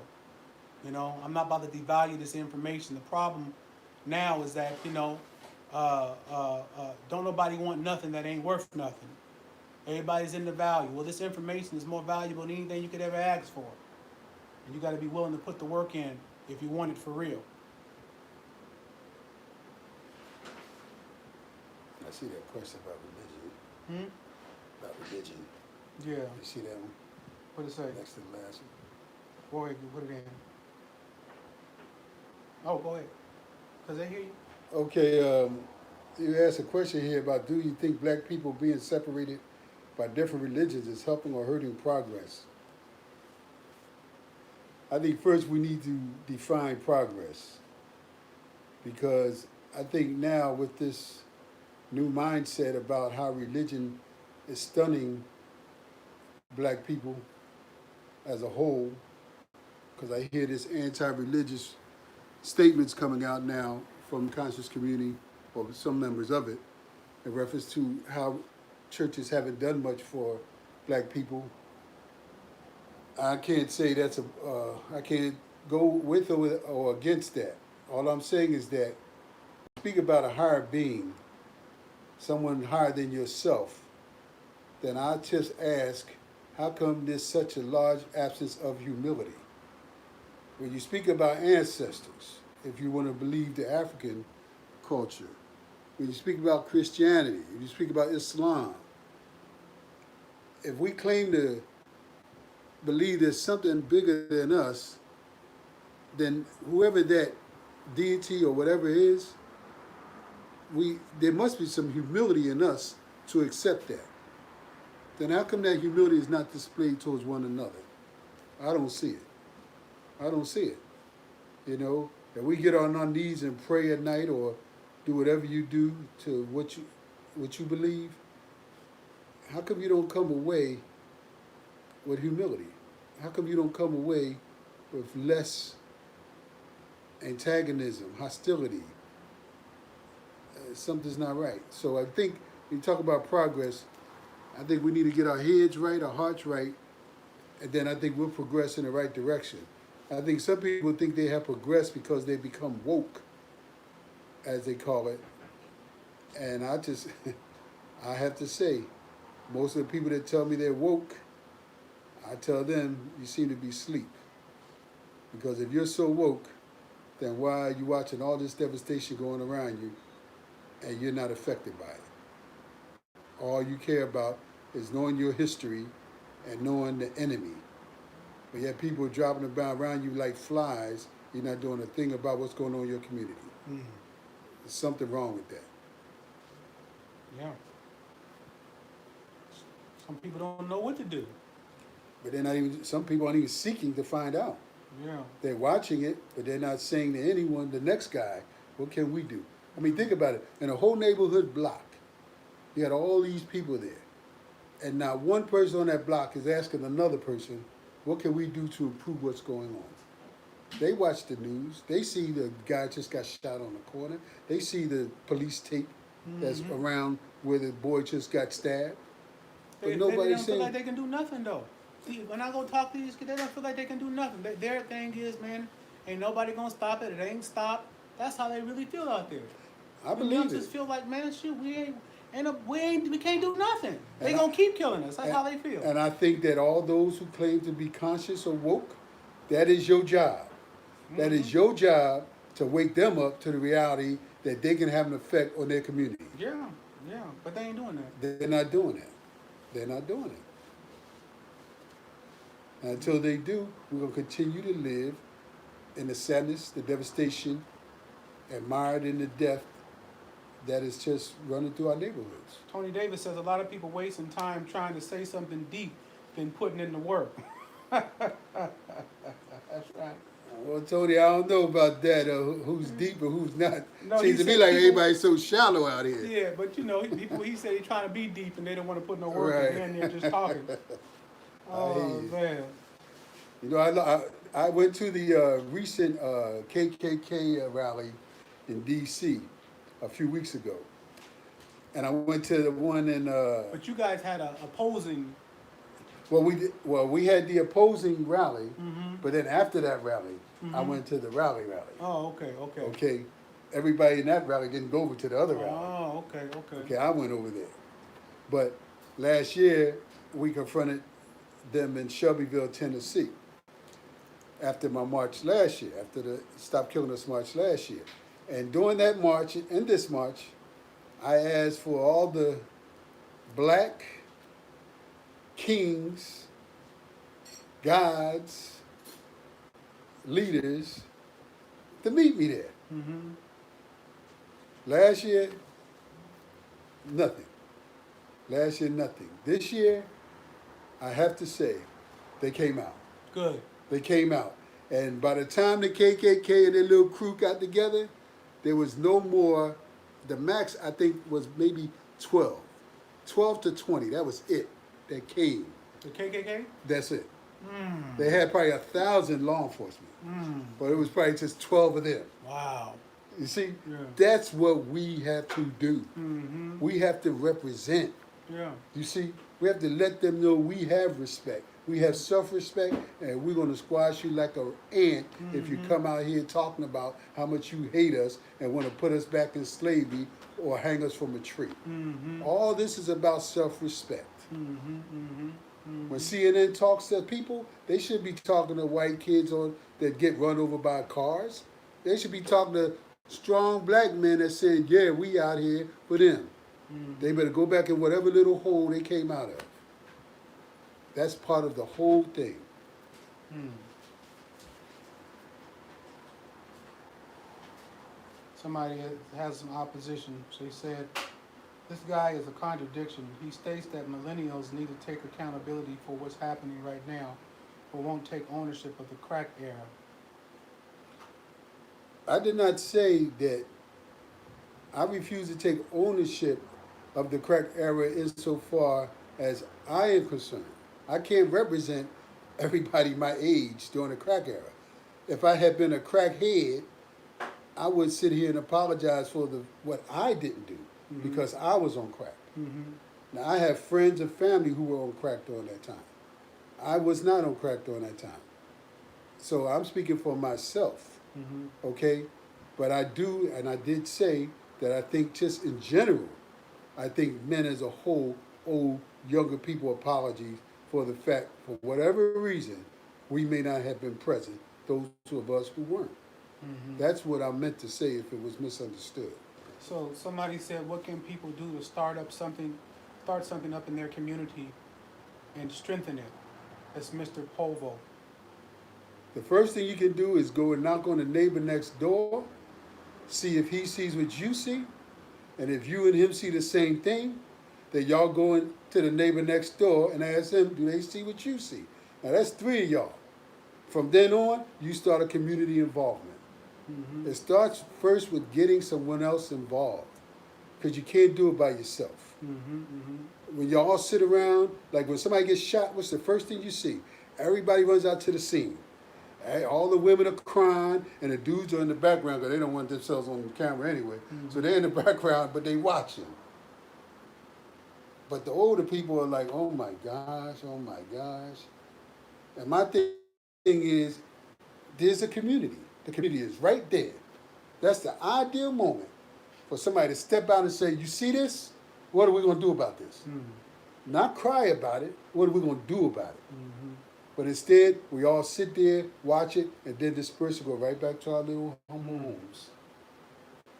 So get one, teach one, bring one, but do it all together. That's what I believe.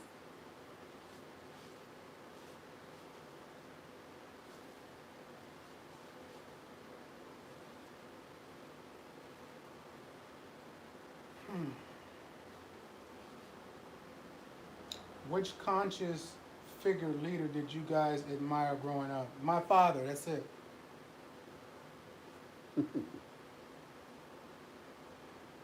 Which conscious leader? Which conscious figure or leader did you guys admire growing up? Well, you was into the Nation of Islam. Well, see, that's what I'm saying. When you use the word conscious in my era, we didn't have that word. Right. So you have to define what that means to me. Or leader, he said. Oh, or leader? Mm-hmm. Oh, actually, yeah. Back in my day, it was Malcolm X. After Malcolm, it was Muhammad Ali. Mm.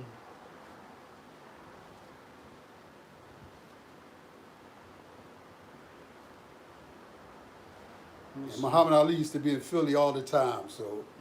Hit that like button, you guys. Hit that like button and continue to share, family. Hit that like button if you just came on. If you've been on for a while and you didn't hit that like button for your boy. Because the more you hit that like button, then they'll suggest the video to people around and people can be blessed and hear some good information. That's why. It ain't about me, it's about who we trying to help. Okay, what time is it, bro? I got 7:46. Okay. Okay, purchase of networking, militant, and man first, but not ignorant organization. The FOI, the military is located in Chicago. The presence of them in force, would it be possible to stop the violence? I'm from Philly. We had Temple number 12 up the street. We had the FOI.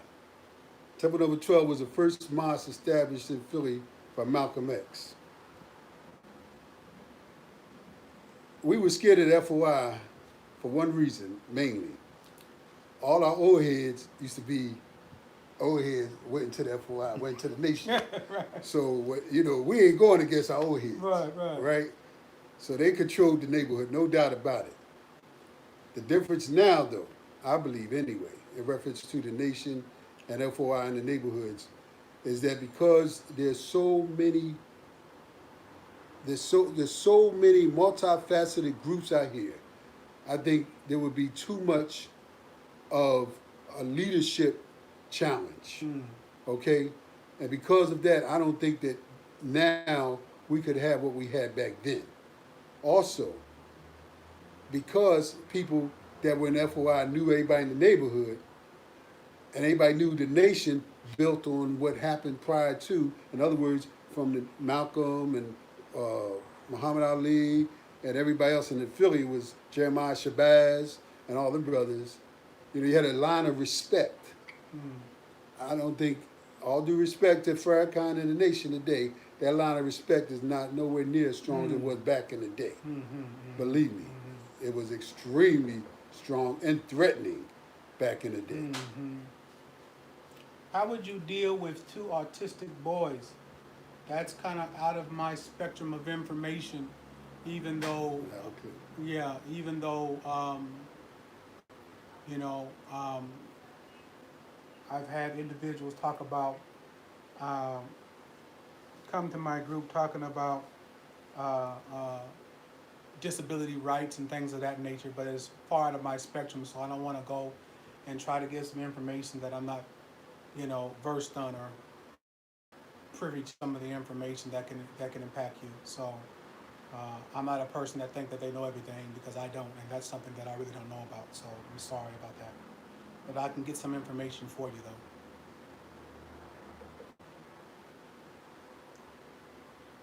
Jamal, I haven't forgot you regarding your shirt.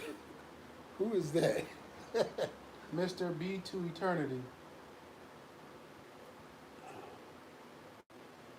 I'm not remembering who that is.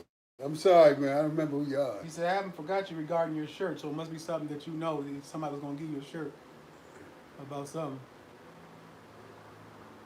I can't remember. It'll come to you. It'll come to me. He said AZ rally, teacher. Oh, how you doing? Okay. My man, he used to, he's from Philly, Right. but he lives out in Arizona now. Right. Okay, yeah, we did a rally for the school system in Arizona a Right. few months back. Okay, Yeah. I got you. Wow, it's a small world, huh? Yeah. Daryl Stevens said, when we see that resourceful and prominent figures care, we will be more apt to protect one another. I agree. Yeah, I agree too. That's what I was saying about the humility in the conscious community. If the leaders will be more humble and embracing of one another, then those that follow them will be inclined, I believe, to do the same thing. Yeah, I agree. You I agree.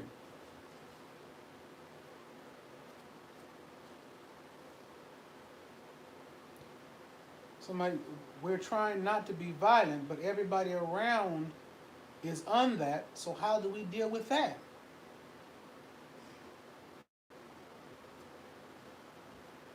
We're trying not to be violent. He said, we as a people are trying not to be violent, but everybody around us is on that. So how do we deal with that? Well, when you say we as a people are trying not to be violent, first of all, we as a people are not violent outside of ourselves. Let's get that understood. You don't see these people that are espousing violence or whatever. You don't see them talking about doing it to people that don't look like us. Right. Even when they start fighting and arguing verbally, they're arguing and fighting at people like us. No question. Okay? So when you say, you know, how can we not be violent? The violence we're having is within and among ourselves. He said, how can you, somebody said, how can you be an angel surrounded by devils? Are we talking about white people? I just need to know when you say devils. Does Are it you mean talking white about people? white folks or are you talking about our own folks? Right, I need to make sure.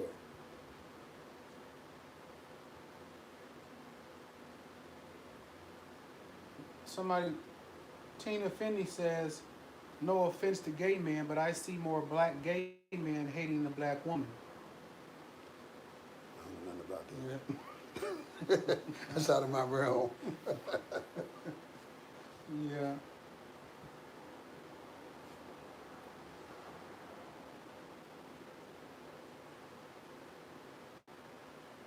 Yep.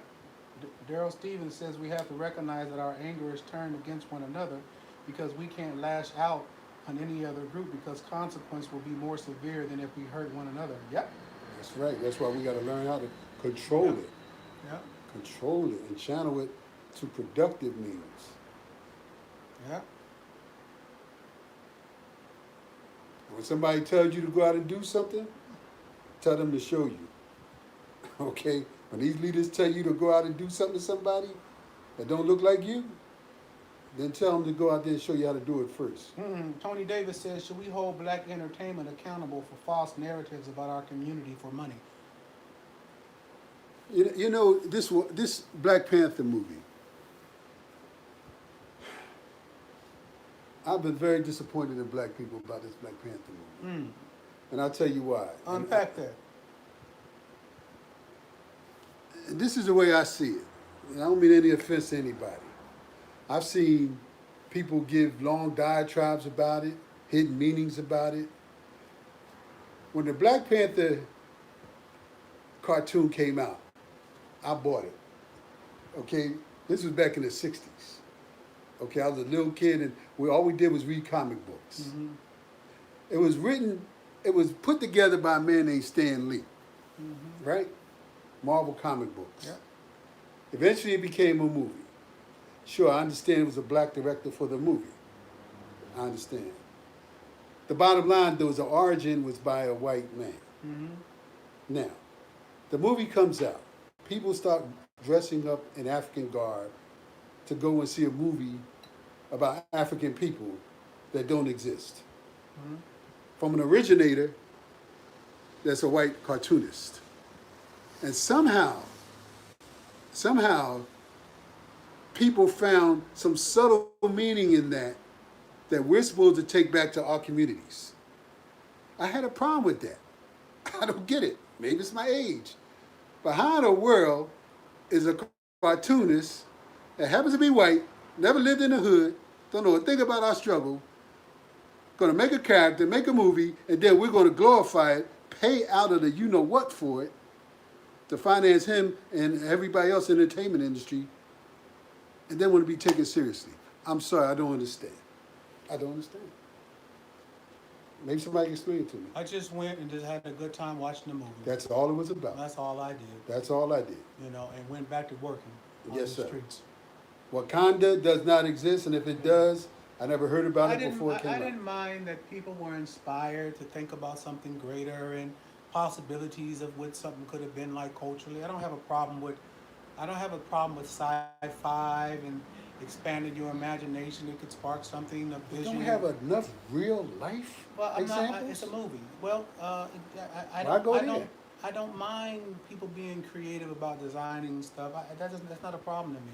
But real life will hit you. So I mean, some people need some kind of escape from things just to envision something better about themselves. When white folks continue to make movies denigrating us, and in movies we got to be with the buck eyes or servants and all that. So if somebody want to make a movie about us being empowered and all that, why not? That's fine. Well, what he was saying in reference to the narrative, that was his question, right? He was asking about the narrative. I don't know if he was. I don't know what if he was saying. That's probably what he thought. What he thought about it. I'm saying that I don't have a problem with somebody making a movie that it can inspire us in a visual, in a different visual perspective than we're normally used to seeing. So I don't. That's not problematic for me whatsoever. You know, sometimes people can be sparked by anything. You know what I'm saying? We always have movies that show denigrating images of us. So then why would I go and be upset about a movie that's showing some positive scientific visuals of us? I don't have a problem with that. I took the movie as a movie. I didn't see it past that. I didn't get inspired. I didn't get any more enriched than I was before I went to the movie. The only thing I feel a little sad about is that when people now describe certain characteristics about us, they do it based on the lingo of the movie. Well, I don't know. I'm just saying that's a stretch. I think that I'm just saying in my world, that's what I'm saying. It has a season, brother. It has a season. It's a small season. People are gonna enjoy it. It'll go on. The next movie will come out. You know, because you personally have a different perspective. We talked about this earlier. Right. About judging people according to walking in your moccasins. You've walked in your moccasins. You've developed an idea about life that it is not like most people. But to suggest that somehow they didn't get a certain type of thing that you didn't get out of it, that's problematic, then that's problematic. I wasn't suggesting they didn't get it. Well, I'm saying to suggest that them getting something that might inspire them about it, even though you didn't see it like that, that's problematic. Well, I guess when we start using science fiction or fiction period, I heroes, believe in science fiction. I believe that there is something greater than us. Wait a I minute. believe that there are different planets in the universe. I believe that I don't there's think more that- than us. That's scientific. No, I said science That's fiction. science fiction to me Why? because we haven't seen it. No, but we have calculations and But we haven't seen it though. We haven't seen other people outside of us in this small, tiny world and compared to the universe. But because there's so much space out there, so many things that we don't know, I just reckon that there are other places that there are living beings in. But I don't think it's science fiction because God isn't science fiction. We've Some never people do seen, think God is science fiction. We've never seen God. Yeah, but some people perceive it as something beyond your reasoning in your natural mind. So I'm saying that I don't have a problem with the kid going there like a white kid would go see Superman. I don't have a problem with that. A young black kid see himself as something better than what he's been seeing in movies. What's the problem with that? And I don't want We got real heroes. That's all I'm saying. We got real heroes, so they can go ahead and emulate real heroes. Well, why can't they emulate ones that they see on TV? Why can't they emulate characters that are developed? Why? I'm just saying, in a choice, I would choose that they. And that's all. So you had a little boy. He's 16 years old, and he wants to go see it, and he's excited. He wants to be Luke Cage. Okay, Luke but he Cage goes. He's Luke Cage, and he wants to go in, or be Black Panther, and he get him a little outfit for it. He got him little dolls and stuff. He's playing. He's a kid. I mean, would you have a problem with that? I would first of all, I want to talk about children, grown folk. Please understand, I'm not talking about children. Okay, so somebody goes there who's 19, 8, 10, 20 years old that's going to school to be a fashion designer, and there's something sparks in them about, when they go to the movie, something sparks in them and changes their whole direction about now mixing and blending African culture.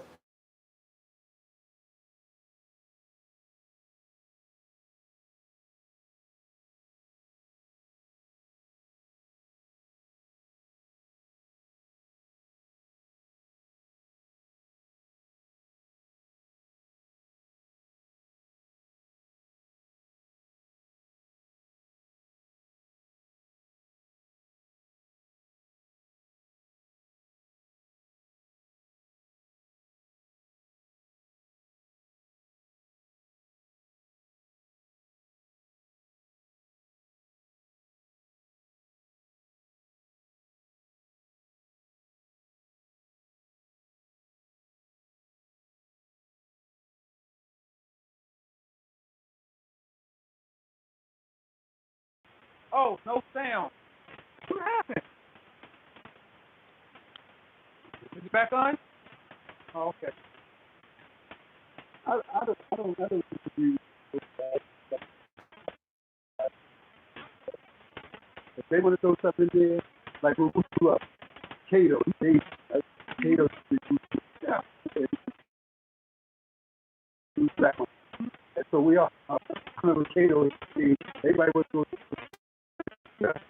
Go down and watch and we no had Asian fun. movie. There you go, we had fun. But when it comes to the African side of the house, I guess it's just a little bit.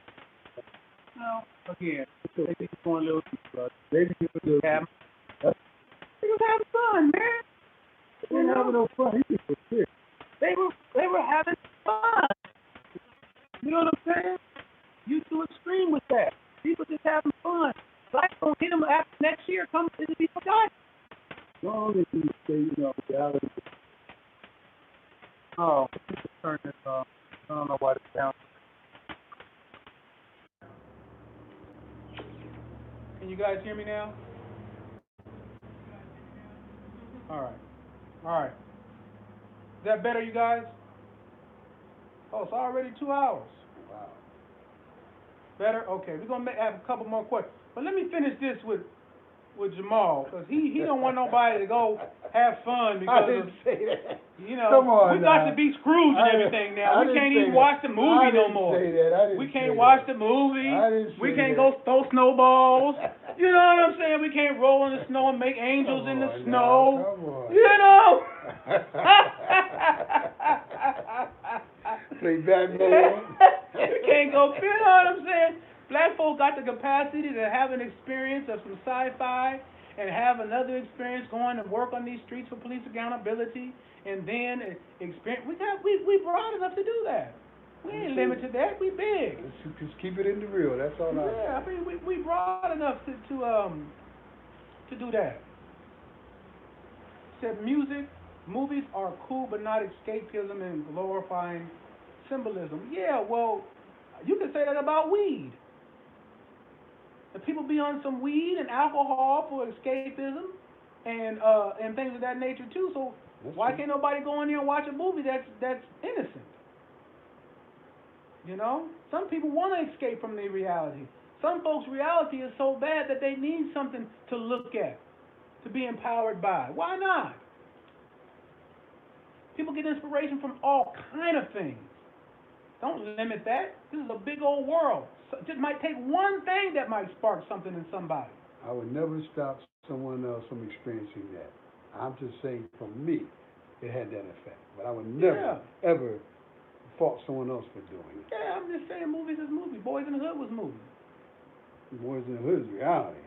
It was a movie. It was a movie production, but it reflected reality. Okay. I mean, you know that. It reflected but reality. nevertheless, it wasn't a movie. Yeah, but Wakanda don't reflect the reality.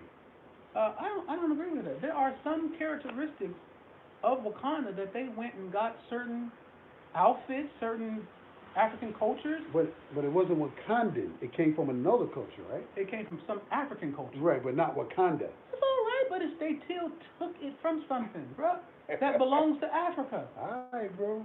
I'm Yeah. good. I'm good. It's Jamal Screws Johnson. I'm good. Yeah. It's all good. Yeah. Andre, I wanted to ask, Iceberg Slim was a real pimp? No, he wasn't. No, it's a good book, He then. was a Good book. He was a good writer. Yeah. Somebody said that's how the enemy gets everybody under mind control. Do you really believe that, Mr. Pogo? Do you really believe that? Well, you know how they say about the purge. Yeah. I can't believe everybody in Yeah. this purge thing. I think I really got a lot more faith in our people than that. Yeah, me too. You know what I'm saying? I mean, I really, really do. So, yeah. I think about us greater than that. You know. Then I guess the whole world is under mind control because these movies go all over the world, from China to Japan They do. to Africa to everywhere. You know, it's just a movie, lightweight. Yeah. So anyway, y'all go ahead and like the video if you would. Make sure we got a few likes so people can come on there. Me and Jamal is about to go ahead and my wife said Wakanda forever. She got jokes. All right. Dad got jokes. Wakanda forever. I'm gonna bring Dub on here next week so you could finally. That girl is a mess. Bruh, I love you. Thank you for coming Hey, through, man. Thank you, bro. You know, for real. I appreciate Yeah. it, man. Yeah. Always good to see you. Yeah, two black men standing up doing this work together. You know, it's an honor to be here with my brother Jamal Johnson. We're going to keep you updated. Give all your information again for new people who just came on. Okay, name is Jamal Johnson. I have a Facebook page, Jamal Johnson SKU. Stop Killing Us. I got a YouTube channel, but it's not up because I forgot my password. I took it down for a little bit. I'm from Philly. Organization Stop Killing Us initiative, addressing police brutality and community violence. I'm your boy. I love you guys. Thank you for sharing this time with us. You are beautiful. You are powerful. I love you. Keep your head up. And until next week, when I have Dub on here, boy, she is a riot. That girl is funny. So, peace. I love you guys. I'm out. Love you. Oh, I want to thank everybody for the gifts. Let me see if I can get everybody's name over here. Hold on. How do you get this thing on here? From all the people that have given. Kevin, thank you, family.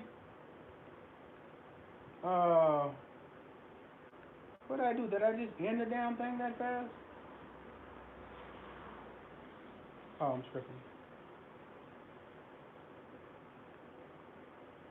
Let me see. Okay. I can't get to it. I don't know what I did. Love you guys. I'm out of here. Peace. Take care.